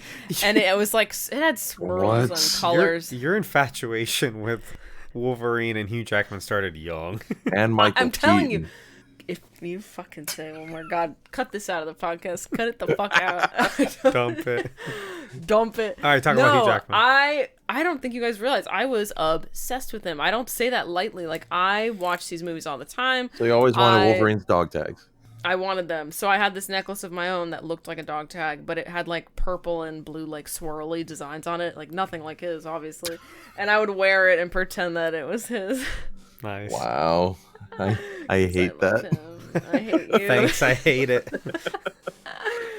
Okay, well. And that was the last note that I had on this movie. Oh, cool. That's it. Okay, the movie. Wow. It ended. Okay, but like your notes are just Okay, They're just her here's what- thoughts. yeah. Which It's is just a fine. stream That's of good. That's a good consciousness. thing. It is. Would you rather me come in here with just fun facts and shit that you guys already talk about? I come in here with a completely different perspective. Did you watch the and special my features? own personal anecdotes. We I have did not. not I watched I special didn't features. actually. I thought I you were have, going to I do have it the this time. DVD. They're I on don't know there. if I've ever seen But the special features. We should watch I them. think but we got it on VHS. I have them on Blu-ray, but Was we watched this even it out on. on VHS? Yes, it was. I'm pretty sure It's that's a movie the from one the we year had. 2000. I had it on VHS. We had the VHSs for sure. Okay. Professor X and Magneto play chess in a prison cell made entirely of plastic. Magneto loses and asks why he keeps coming to visit. Professor X responds the same as before. He's in search of hope in his old friend. And that's the movie. Professor X wins chess. Yeah, that's the fun part, is that it's a metaphor, right? This whole movie, like, they're always interlocked in this endless Yeah. game of chess. But in this specific time, this specific game, Charles won. Yeah. Yeah. If That's you- interesting. That's clever. It is clever, because you see at the end, he walks out, or he's carried out, or whatever. Not carried, he's rolled out. He's Yeah. carried out. Sorry. Rolled out. And Magneto tips over his king. And you see Yeah. that the rook had him in checkmate. Yeah. So, like, he had beaten him. That's kind of cool. I want that chessboard. It's cool. The It's glass. plasticky... No, it might be glass. It was glass. I want it. I want like a super cool chessboard too. We have a cool one from Mexico. We do. It's made of jade. Ooh. All right. What? Why? You brought it That up. was just a cute little fact you added in there. It is. It's a jade I chessboard. know. The whole Made of thing's made of jade. jade. Just the way you said it was cute. All You seemed right, very well- proud. Okay. That's the movie, Yep. basically. Before we go on, do you have a part in the analysis portion of we get to choose what power we would want if we were a mutant? If you want to. I thought Would you we like could to add that? Can we add that section in now? Sure, yeah. Okay. Okay, go. Ask us. So this is a new segment called Which Mutant Power Would You Want to Have? Would you not want to be a mutant? And would you take the cure if... Oh, that I guess that doesn't make sense because you just wouldn't be a mutant. Okay. Right. If you got the chance to be a mutant, would you? I think it depends on the specific power. Right, if you were rogue. Because like, a you lot of probably these wouldn't people want get that. to... Yeah, a lot of these people get to, like, go under the radar unnoticed. So, like, you've got Jean Grey and Professor X who, like, they can totally pass as regular humans. But people like that angel guy with the big wings in future movies. Yeah. And Yeah. Mystique. And that might be one of the few highlights of the third X-Men movie is Angel, He's cool. where he literally cannot hide that he is a mutant, and as much He as tries he tries to. he like cuts his wings off, they grow that back. scene scared me as a kid. Yeah. But then you've got like Cyclops, who has like a cool power. He can shoot laser beams, but also he can never open his eyes. He has to wear that. And he wears sunglasses. Headgear. Yeah. Yeah. So is it, and even in this movie, they knock his headgear off. And Yeah. like he blows He blows a roof, or he blows the roof off hole of in the the roof, yeah. subway station, train station. to the train station. that's But kinda nuts. it allowed Storm to get a lot of like weather in. I Yeah, think I'd want Storm's powers. She can also kind of like cruise She's under the badass. radar. Yeah. Yeah, and she just looks so cool. Or I would want I don't know, whose powers would you guys want? I've always liked Wolverine's, but to Me his too. point, it is painful. But at the same time, like if I was Wolverine, I'd be doing all kinds of shit. I wouldn't be so scared of getting hurt. yeah, because he heals. He heals, although he feels all the pain though. Yeah, So Okay, so I But- think Wolverine's power or Storm's power. what about Professor X? I don't want to be in people's minds. Bleh, I would hate that. Really? I'd overthink it. If You I was would like, overthink I would it. be like, do they like me? Are they mad at me? You Well, let me would just are do they check. mad at me? And I would be doing that all the time. I wouldn't be able to control myself. It yeah. would take over my life, and I would get the cure. Also, it comes with like being paralyzed. That's the other thing. Exactly. Magnetos are kind of cool. Jean Grey isn't But paralyzed. here's the thing about Magneto. If you had that level of superpowers, would you use it for the wrong things? Like, would you like be drunk with power? No, I Like- wouldn't personally. Okay, I can would. go into. I might rob a bank.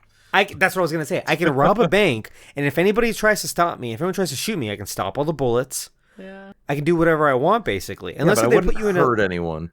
Okay, but would you be drunk with power though? No, I I would think get I'd enough be money like to live a- comfortably. I'd be. So a you're still vigilante. robbing a bank, is what I'm saying. I would be a vigilante. Oh, so you'd use your powers for good? Your I metal would, bending? For sure. Yeah. Oh, I think I would Like, if want there was a- Bobby's Would you be a powers. Robin Hood? Yeah. Rob from the rich, give to the poor, that kind of thing. No.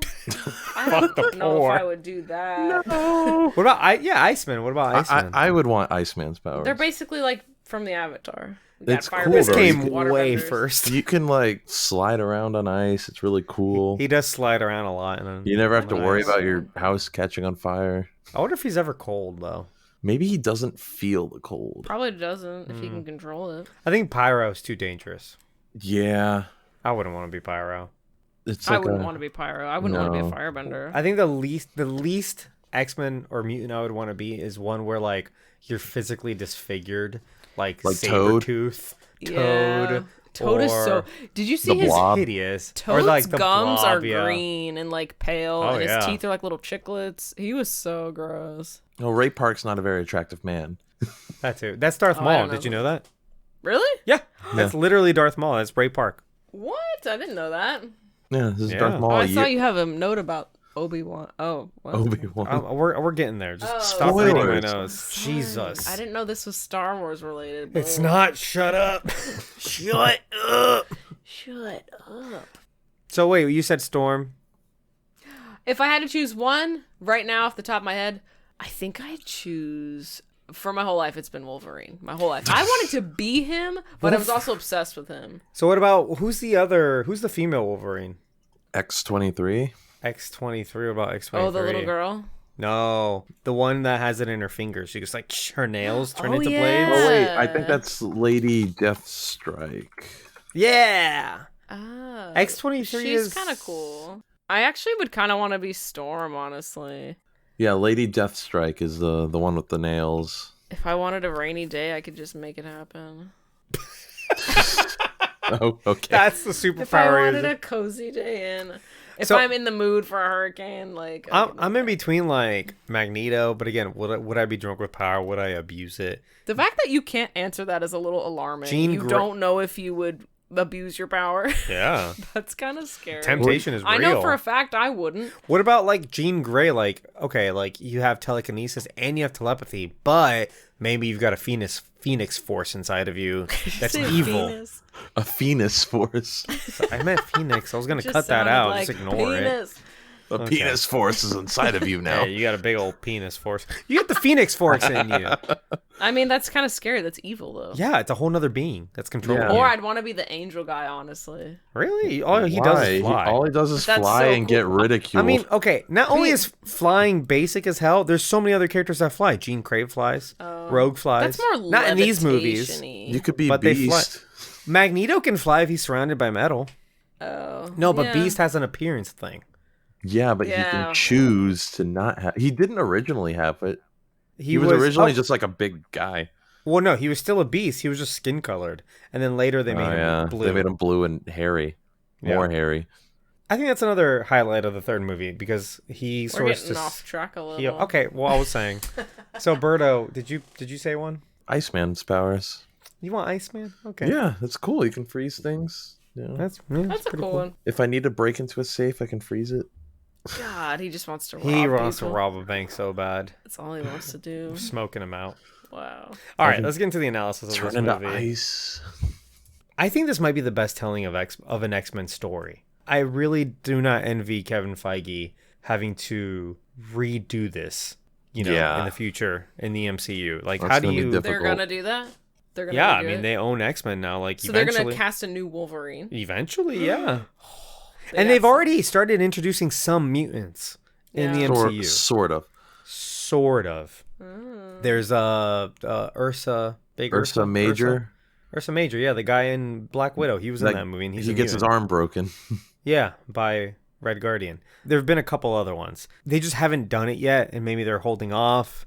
Obviously, like Quicksilver and Scarlet Witch are mutants, but they rewrote them to not be mutants at the time. Yeah. So Namor is a mutant, and he's gonna be in. yeah, but he was retroactively a mutant because he predates mutants by forever. He's from the 40s. So he was technically the first mutant in comics. Pretty much, yeah. But yeah, how do you do this again? Like, I don't think you can do it without Retreading. retreading the same steps. Exactly. Like, it makes me think of like the Batman movie coming up with Edward. with Edward, with Robert Pattinson in it, where I'm like, they're just trying so hard to not be the Ben Affleck version, and they're trying not to be the Christopher Nolan movies, and I'm like, then what are you doing? You know what I mean? What like, are you trying to be?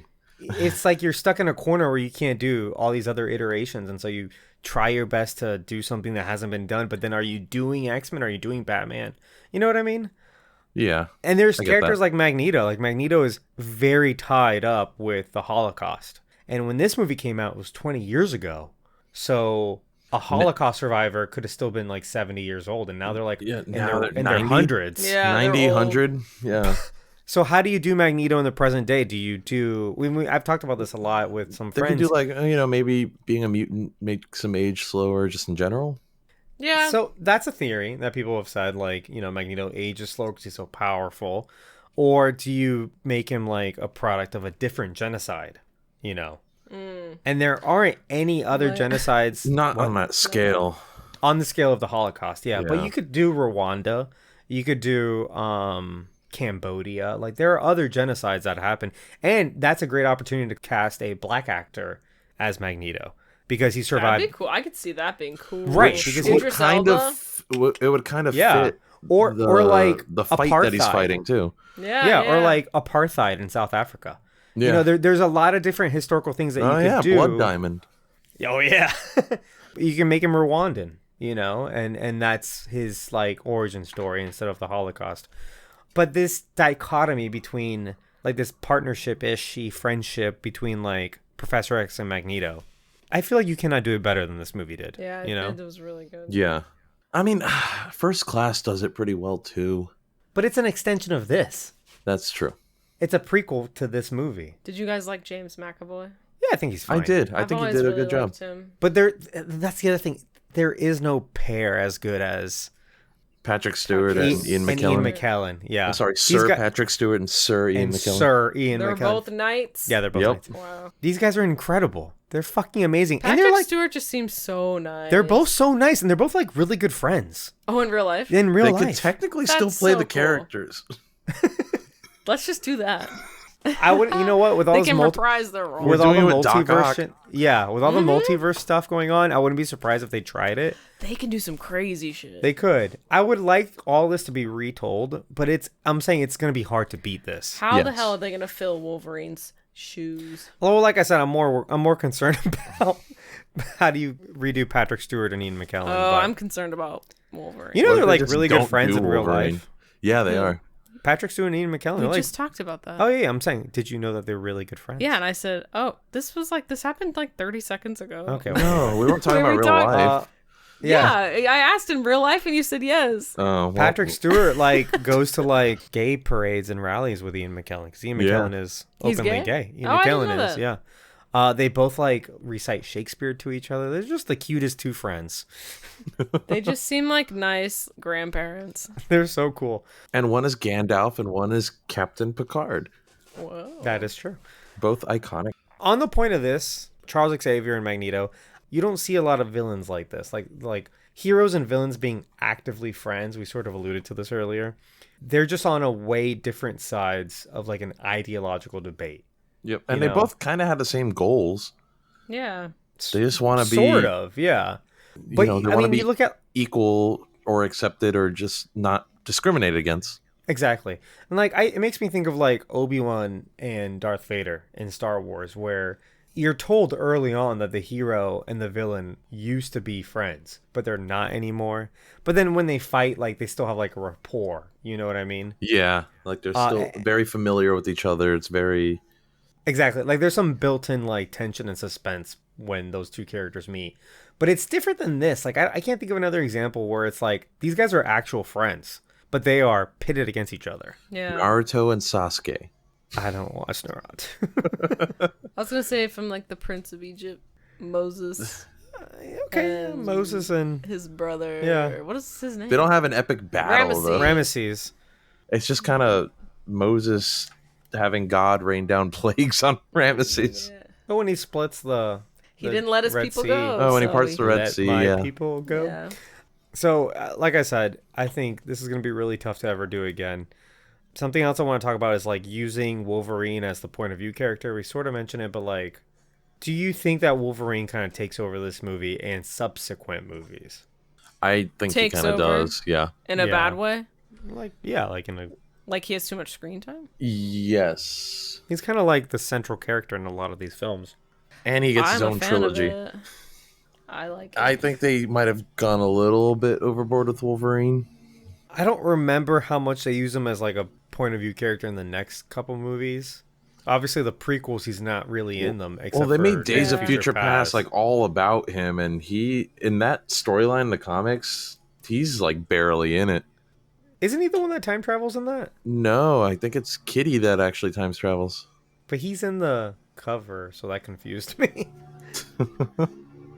Yeah, like I said, in most stories, Wolverine is there, he's present, but he's never like the central character. And I think in this movie, it makes sense to make him the point of view character, but then Because he's the new guy and he helps explain stuff. yeah, Yeah. exactly. He's not part of the team, therefore he makes a good point of view character. But isn't he like you- a teacher in the next movie or something? Is he? I don't remember. He's still at the school. Yeah, but I think he does teach something actually. Yeah, Now that you mention it. I'm excited to watch the next What one. the fuck does he teach? What would he teach? Anger management. All right, Bub. All right, Bub. I like that he called somebody Bub in this, Yes. Bub. because in the cartoons he calls everybody Bub. That's like, yeah, that's his thing. It's like Buddy, only worse. Only All right, like, Bub. yeah. We talked about the themes on the Holocaust, so let's get into costumes because I know that's what you want to talk about, Berto. Yes. What, all the yellow? The lack of All the yellow. lack of yellow. The lack of yellow. Yeah, because their original costumes are like yellow and like blue uniforms, and it's very like X-Men. Like when you see X-Men, like even in like current comics, they still wear that shit. And then They're this, most. Yeah, go ahead. this movie, it did the thing that a lot of comic book movies around this time particularly did, where they just kind of like they make a reference to like the original costume and then like kind of make a joke out of it. Yeah. So like little when lame Cyclops was shading, like, yeah. "Oh, what did you expect? Prefer Yellow spandex?" Spandex, yeah. And it's like, "Oh, that's a joke. Huh? We're all wearing black leather because we're cool." You know? The black leather's a little basic. I like it. I'm just gonna say that. It's not bad. It I could've like been... I like that it's uniform because that's what the X-Men costumes are supposed to be, like a uniform. The thing is, though, to your point, is that they were yellow and blue in their first like iteration with the 5 that we talked about at the beginning. By the time they introduce all the other characters and They have like they unique become more outfits popular, and stuff. they all have unique outfits. Yeah, like yeah. Colossus wears red and yellow, and Jean Grey wears green Just and her whole- yellow, or green But the and yellow gold. is the constant, always. I thought Rogue wore green and gold. Yeah, Rogue is actually green and gold also. But when she's Phoenix, she wears green. I thought she had a whole burgundy cape. What am I thinking of? Is that right? I thought she had this whole trench coat thing. Are you thinking Scarlet Witch? Maybe I'm crossing. Wait, you're talking about Rogue? No, Jean Grey. Jean Grey. No, she always wore like a skin tight thing. Even it's usually green. Phoenix? It was always Phoenix, like it's green. Yeah. Wolverine is like orange and brown. And yeah, it would go between like the orange and brown and then the yellow and blue. So it starts out as orange and brown, and then later on they did a thing called X-Men Blue and Gold, where there were two different teams, a blue team and a gold team. The blue team wore blue and gold, and the gold team wore some different stuff. Gold team rules. In the blue team was Cyclops, who wears blue and gold, and Wolverine, and that's why his costume is sometimes blue and gold. Oh, okay. But usually when he's on his own, especially, it's orange and brown. So I've never seen him in orange or brown. Yeah, sometimes. My point is like they're not always orange and blue, or sorry, blue and gold. Like sometimes they're uniquely colored. Right. In most iterations, they are though. Okay, here's the thing. I don't mind the costume. When you talk about costumes in comic book movies, it's difficult, right? Because the comics are ridiculous, and the costumes in those comics are ridiculous. And you have to try to emulate that while still making it practical in the real world. And it can be kind of a balancing act. And if you go too far in one direction, you're like, you're wrong and you're going to get shunned by fans or whatever. But I like that this movie didn't make any concessions when it came to like characters. Like all the characters they put on screen, and they're from the comics. Like they have their superpowers from the comics. They have their traits, their personalities. The only thing they really changed are kind of their outfits. And they thought, well, how do we bring this up to like the modern day and make it believable? Well, they all wear black. And it's really just like a color swap because they still have like big X's on their uniforms. And, Cyclops has his little face thing and Storm has her little cape that ties onto her wrists.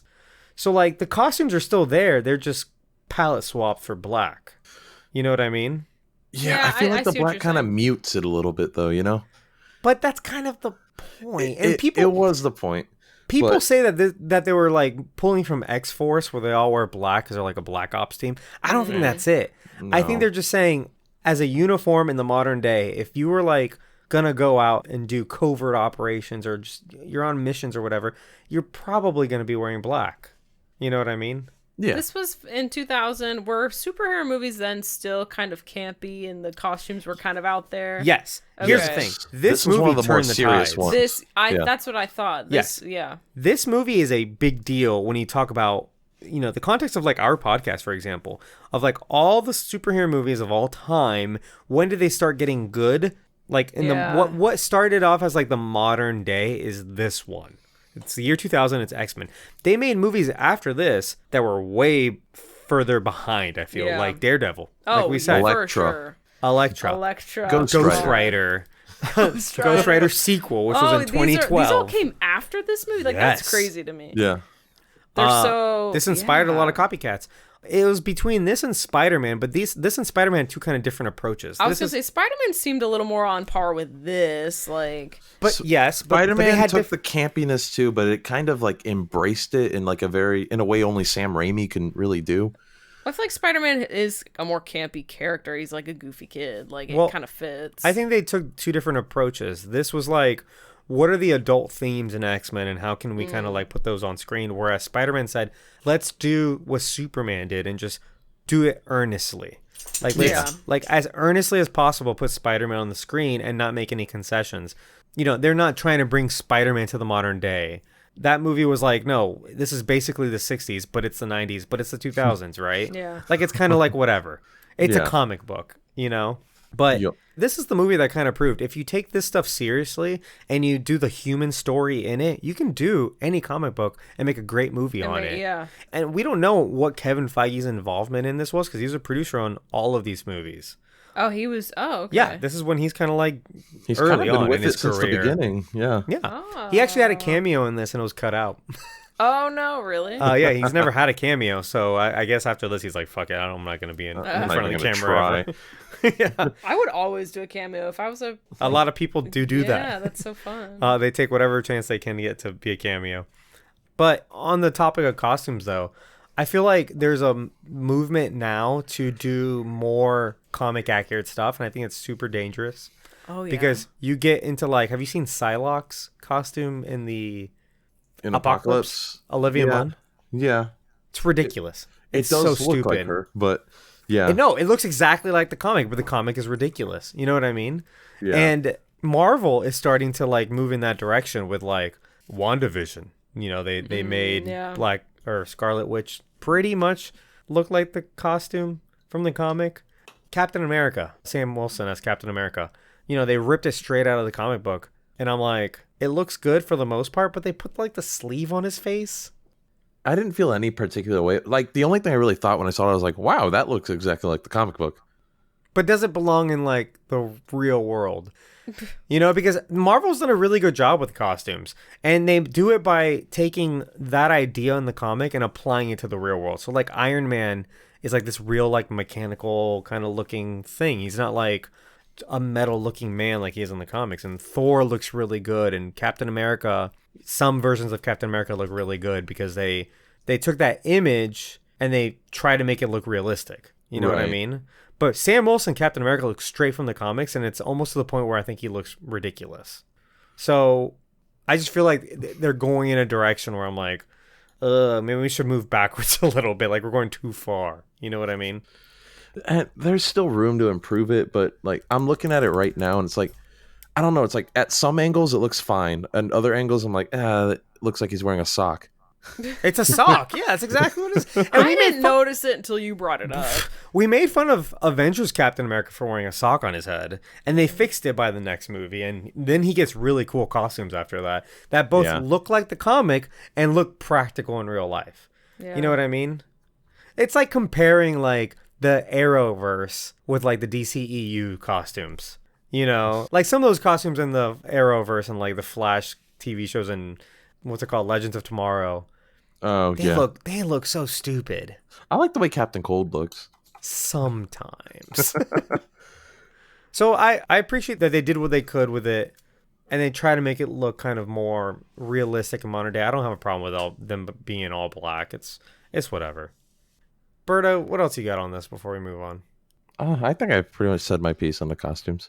Okay, so the last thing I want to talk about before we move on to Keep or Cancel is this article that just came out on comicbookmovie.com, which is a horrible website, first of all. Nice. But just burn as many bridges as we can. Apparently, Hugh Jackman says, this is the title of the article. Hugh Jackman says 47 minutes were cut from X-Men at the last minute. Whoa. So he claims that 47 minutes of screen time were cut from Bryan Singer's original X-Men movie in 2000. He was doing an interview for his new movie called Reminiscence. And he basically just said, I'm going to read his quote. "I'm probably speaking at a school, Steve." I guess the interviewer's name's Steve. "But a week before it came out, I think it was 47 minutes longer. I may be exaggerating or under-exaggerating. It was a lot. And maybe the week is an exaggeration. But what we shot, I remember going, what happened to that scene and that character? What? Wait, whoa. That movie from memory is about 100 minutes. I think it was a lot longer. So that was definitely a big surprise to me." Was Hugh Jackman having a stroke while he said this? Were you having a stroke while you read it? What? No. Oh, because I don't know. It's all choppy. You want to read it? Literally, that's what it says. No, it's honestly a me thing because I have a problem hearing people read to me. None of it gets retained at all. None of it even gets comprehended. So like, you can't do audiobooks? No, I can't do audiobooks. You can't watch movies? I can watch a movie because I can see. Well, we know she can't watch a movie. She falls asleep. You're rude. Okay. So he doesn't go into any sort of detail. He just says that the movie was longer. Oh, he says more. He says, "There were battles all the way through for sure. I remember people who I knew in Hollywood, not my agent, and not anyone at the studio, but 2 or 3 other people who were in the know were just like, dude, I just finished in February." What? Is this related? Finish? What's he talking about? Wow, comicbookmovies.com is a great website. Is this even a reputable source? Is this even a real quote by Hugh? Sometimes they're reputable. No, it's Hugh Jackman. He got off topic. Well, like that's Hugh. Yeah. Me and Hugh have that in common. Okay, so basically he doesn't really go into any sort of detail about what was cut, and he probably doesn't remember. This was 20 years ago. But apparently this movie was supposed to be a lot longer and was chopped up a lot, and I kind of see it. It is kind of short. It's a short movie. It is short. It's a lot shorter than I remember. Yeah, and the other thing I read is that some things that were cut out included some fight scenes in the battle room. Oh, that would have been cool. That would have been cool. The danger room. The danger room, sorry. Not the battle room. But, I mean, that's something that we get in, I think, not the next movie, the third movie. We get in the third movie, and then, like, that's one of the only good things about the movie. Goes downhill from there, doesn't it? Oh, yeah, when he's fighting the big sentinel. Yeah. Wow. Hey guys, just popping in from the future to say the Keep or Cancel segment we're about to do is on director Bryan Singer, who's a well-documented pedophile and alleged rapist. If any of that sounds uncomfortable to listen to or triggering, please feel free to skip ahead to our next segment. The time codes are listed below in the episode description. Thank you. All right, so anyway, let's move on to Keep or Cancel. Are you ready, babe? I've never been more ready in my life. Ow!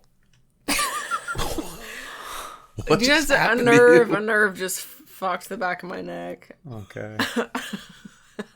You've never had that happen where you move your neck Well, and yeah, but why is that happening hot, to you hot right? pain Oh, yeah, shooting that up your hurts. hole. Yeah, I hurt my back the other day at work because I bent down the wrong way. Damn. It can't happen to you again, so just don't make any sudden movements. Okay. Sit still Okay, like a sit statue. still. I look like a boy. Okay, so you're ready for Keep or Cancel. Okay. Okay, let's go. Okay, so basically what we're going to do for Keep or Cancel, I thought, Berto.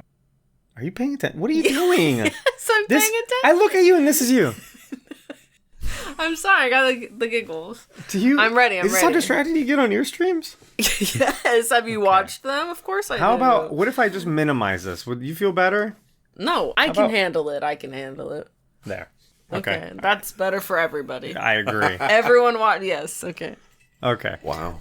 Okay, so what I thought we could do for Keep or Cancel is there's a lot of reoccurring cast members throughout these movies. It doesn't make sense to talk about a lot of them now because we're going to have an opportunity to talk about them later and then we won't have anyone to talk about later, right? Right. So I've kind of divvied up all of the cast members among all the movies that they're in. That's a good idea. I didn't even think about that. Yeah, so, I mean, don't be disappointed that we're not talking about Hugh Jackman. He's in an X-Men solo movie with no one else in it. He's in several talk solo right now. movies. Are you going to talk about him during Logan or Wolverine? One of those three movies. We'll figure out which one. Logan's like the grand finale.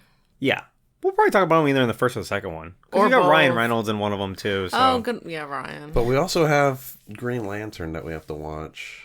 That's true. So, I mean, we'll figure it out. Yeah. Basically, like, today we can do just Bryan Singer, the director of the movie. And then after that, maybe we do Ian McKellen and Patrick Stewart together.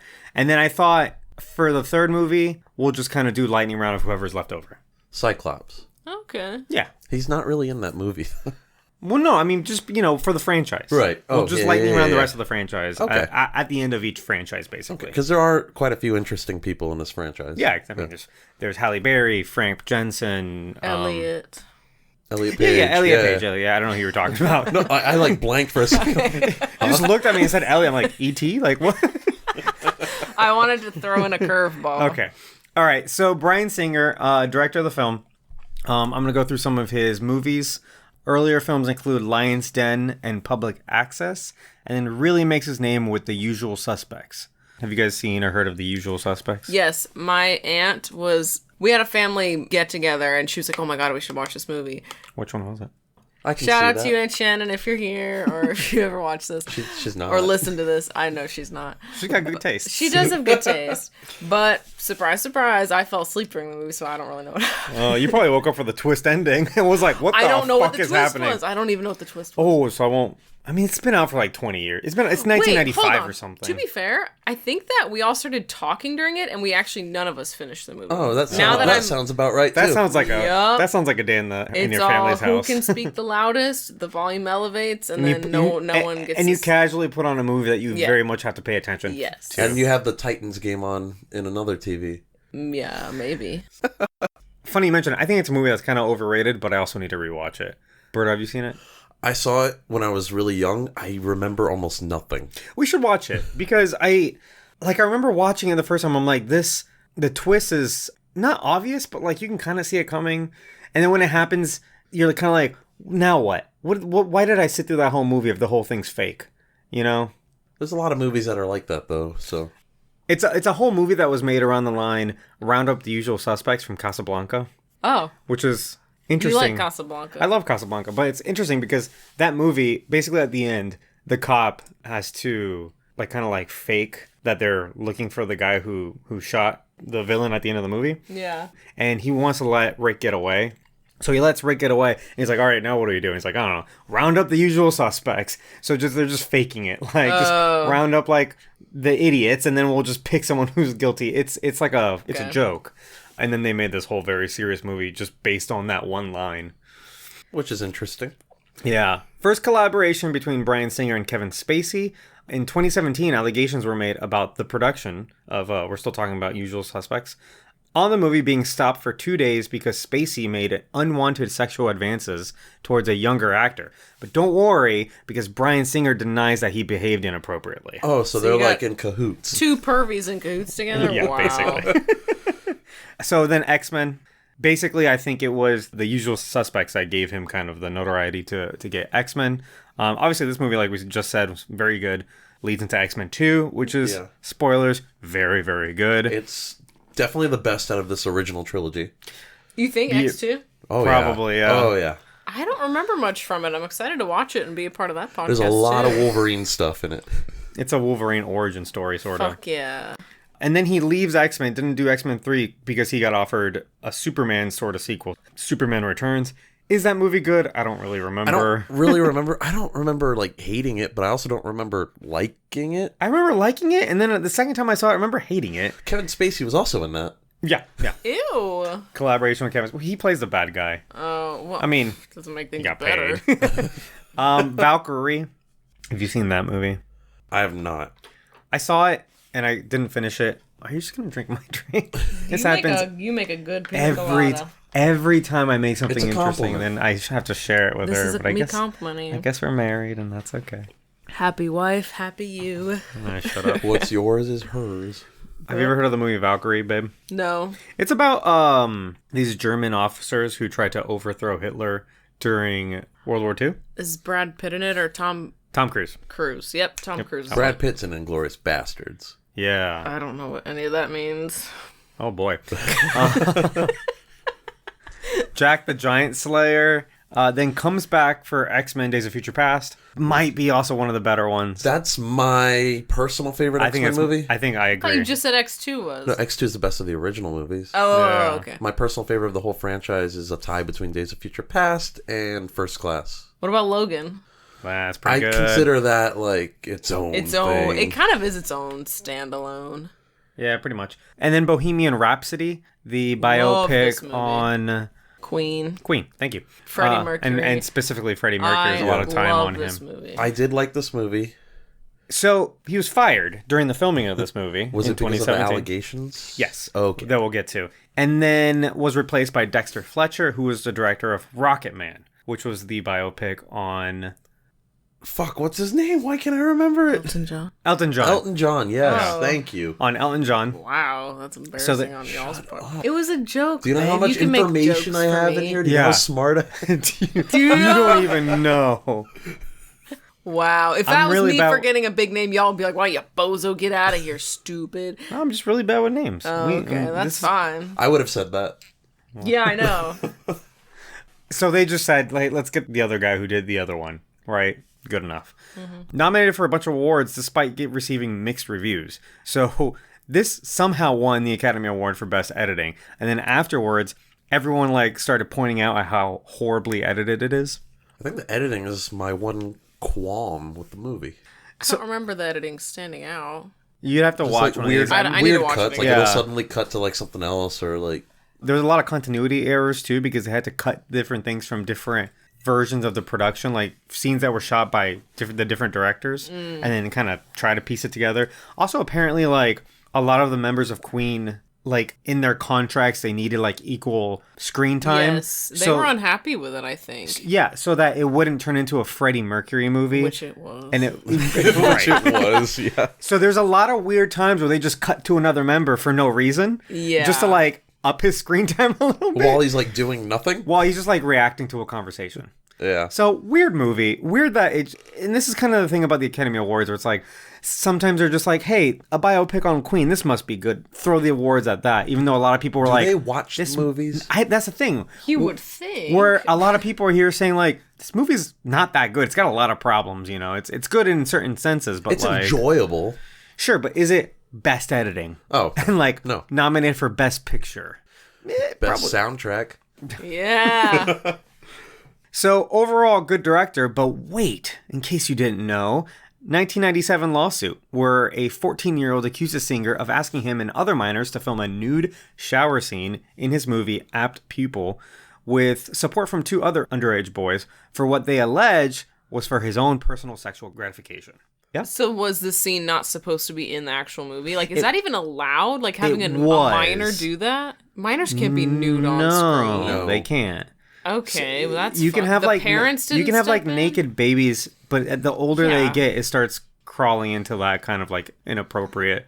Is it art or is it just like pornography, basically? You know? I mean, no. I mean, if it's like a natural scene and a naked baby's just like playing. Well, yeah, no, around. a naked baby Like, they is one don't. thing. All, I don't Or know if it's why a naked baby swimming in a pool chasing Yeah, money. yeah, right. chasing money and then decides to sue later. After profiting off of that for his entire life. Apparently, so the Los Angeles District Attorney's Office determined that there was no cause for criminal charges, and the scene was later reshot with adult actors. So they did shoot it with the kids. Yeah, it did happen. But here's the kind of fucked up part. Because if you've got a 14-year-old and like a 16-year-old and a 17-year-old, because apparently I read the loose plot of the movie. It's apparently pretty good. It's sort of about the Holocaust. It was like a fantasy sequence where he imagined other people in the shower or whatever. If that's in the script and you have to shoot that, why do you have to tell the actors to be naked?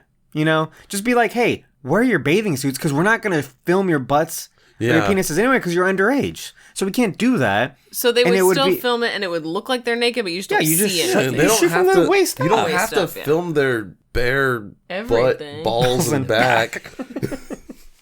No, and in a lot of like what We you can't do I think you should leave references. we do them all the time. Oh, and God. a lot of times when you think you're seeing like nudity in movies, you're not. You're not. It's clever editing, and then there's like body doubles for like people that don't mind like being naked in front of a camera, and also that's what they signed up for. Don't a lot of women wear like the Yeah. fake bush too? They do. Yeah, it's What called is you know the a name. merkin. Okay, What the fuck? I don't know why that has that name. That's a horrible that's a name. gross name. Yeah, I know it's is. disgusting. Why don't they call it like a... Fake. What would you bush. call it? Honestly, I don't know. Well, my point is there was like no was need gonna for the say- little boys to be naked. No, I was there gonna say a hair flap, but That's way worse. so What is much. wrong with you? Okay, 2014. Let's move on. Singer is accused of sexual assault of a minor, allegedly drugged and raped the actor Michael Egan in Hawaii after meeting him at a party hosted by a convicted sex offender in the 90s. Singer countersued, and Egan ended up serving 2 years on an unrelated fraud charge. So maybe he lied. We don't know. However, also in 2014, another lawsuit was filed against Singer and dropped. However, Singer is also cited in a documentary called An Open Secret about underage sex parties hosted by himself and some other people that were named. What? 2017, Cesar Sanchez Guzman sues Bryan Singer alleging he was raped at the age of 17 in 2003. And 2019 investigative reports in The Atlantic published where 4 more men allege Singer sexually assaulted them while they were underage. Singer, and openly, I don't know, is he openly gay actually? I don't know if he's openly gay. Anyway, he called the publication homophobic in response. So he pulled a Kevin Spacey. Or Kevin Spacey pulled a Singer. I don't know who did it first. Who did it first? They were both in the 2019 Me Too time. Well, I remember, Kevin Spacey was he had accusations and stuff, and he goes, I didn't do this. Well, I did do this, but I was drunk. I'm sorry. And I'm also, gay. I'm gay. Apparently, he says he's, quote, quite bisexual. Okay, cool. Okay, so he's openly So- bisexual. Finally, at this point is when it's 2019, when this report comes out. This is finally when he's fired from Bohemian Rhapsody and essentially canceled. But don't worry, Fucking because finally. he's still a millionaire and he's free. Yeah, he hasn't been convicted on anything. So this is keep or cancel. This is when we decide if we're going to keep or cancel people. And when we get to a person like Bryan Singer, notorious pedophile, Like, we're not going to go around and be like, oh, do you want to keep him? So instead, I obviously... mean, he's already canceled, as he should be. Exactly. So we would all cancel this person. So I thought what we could talk about for a minute instead is this concept of the separation of art and artist. Knowing what you know about Bryan Singer, could you watch like X-Men or The Usual Suspects? Or what does it take for you to be like, this thing is ruined for me now, I can't? Because all I can think about is Bryan Singer. That is an interesting... That's a very interesting... Because, like, my mom now can't listen to Michael Jackson anymore. Like, after the documentary came out and all these people are coming forward.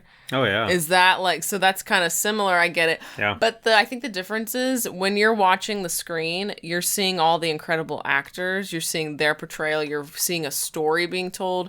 You're not necessarily thinking about the director. It's not in your face. Yeah. But if you're listening to someone's music who is clearly like a piece of shit, like pedophile, like that's directly like that's who you're listening to. So there's like different levels. You remember we hung the baby over the balcony? I remember seeing that on what TV. What the fuck? What are you talking You didn't about? know about that? No. This is Michael Jackson did that? Yeah. His child. He had, when the child was like 1, What? he hung it over the balcony. Like a Simba, Kind of. like actually. with Rafiki type of situation? No, only with one hand.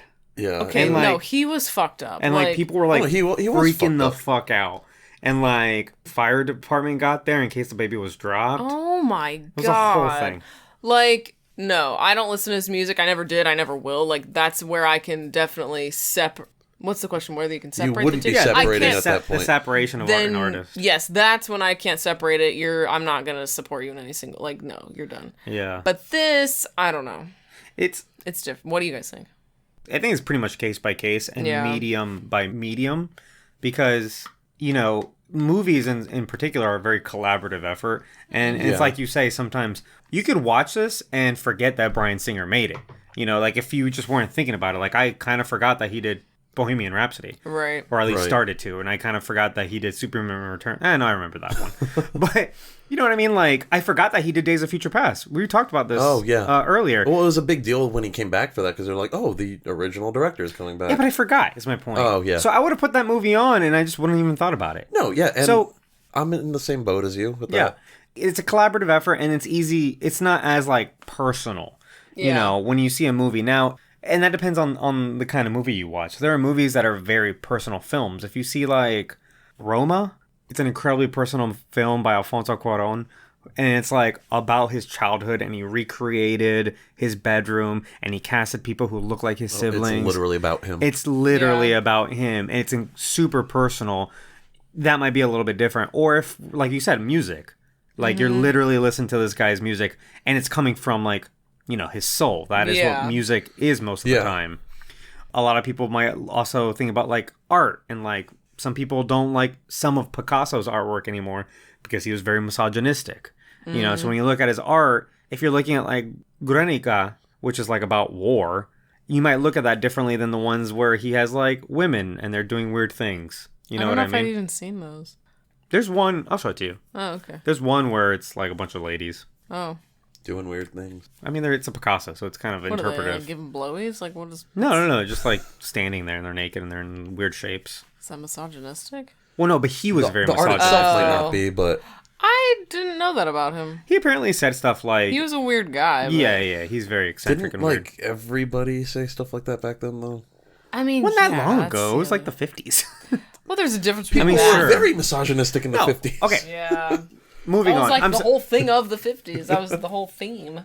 But like, Cosby. Cosby's humor, he made a name for himself being like really funny while Right. also being very clean. His humor was super clean. Even though he was like a dick to other people backstage, and then obviously all the the date raping that he did. He's a rapist. But stand-up comedy is just that is the person right in front of you talking to you. Mm-hmm. You know what I mean? Like that is as personal as it gets. You can't really try to create separation there between art and artist because they are one and the same, the art and the artist in that sense. Yeah. So like I think Bill Cosby, I mean it'd be very hard to even find his stand-up anymore, but Yeah. that's just an example of something that like I'm pretty much like not. So in this case, Watching. with Bryan Singer in these movies, do you think that you... Yeah, like I was saying, I think for movies, it's a collaborative effort. Like, he didn't write these movies. Obviously, he doesn't star in them. Doesn't do the music, doesn't do the editing. Like, Yeah. He just directed it. Yeah, which is obviously it's a big deal. But yeah. Like, I'm in the same boat with you with the, like, I think it is like a case-by-case basis. Because, Yeah. for example, like, I can still listen to Michael Jackson music and be fine with it. Oh, really? Yeah, but I probably wouldn't be able to watch, like, anything with Cosby in it. yeah, Like, so for me, it is case-by-case. it really depends on how you are affected by it too.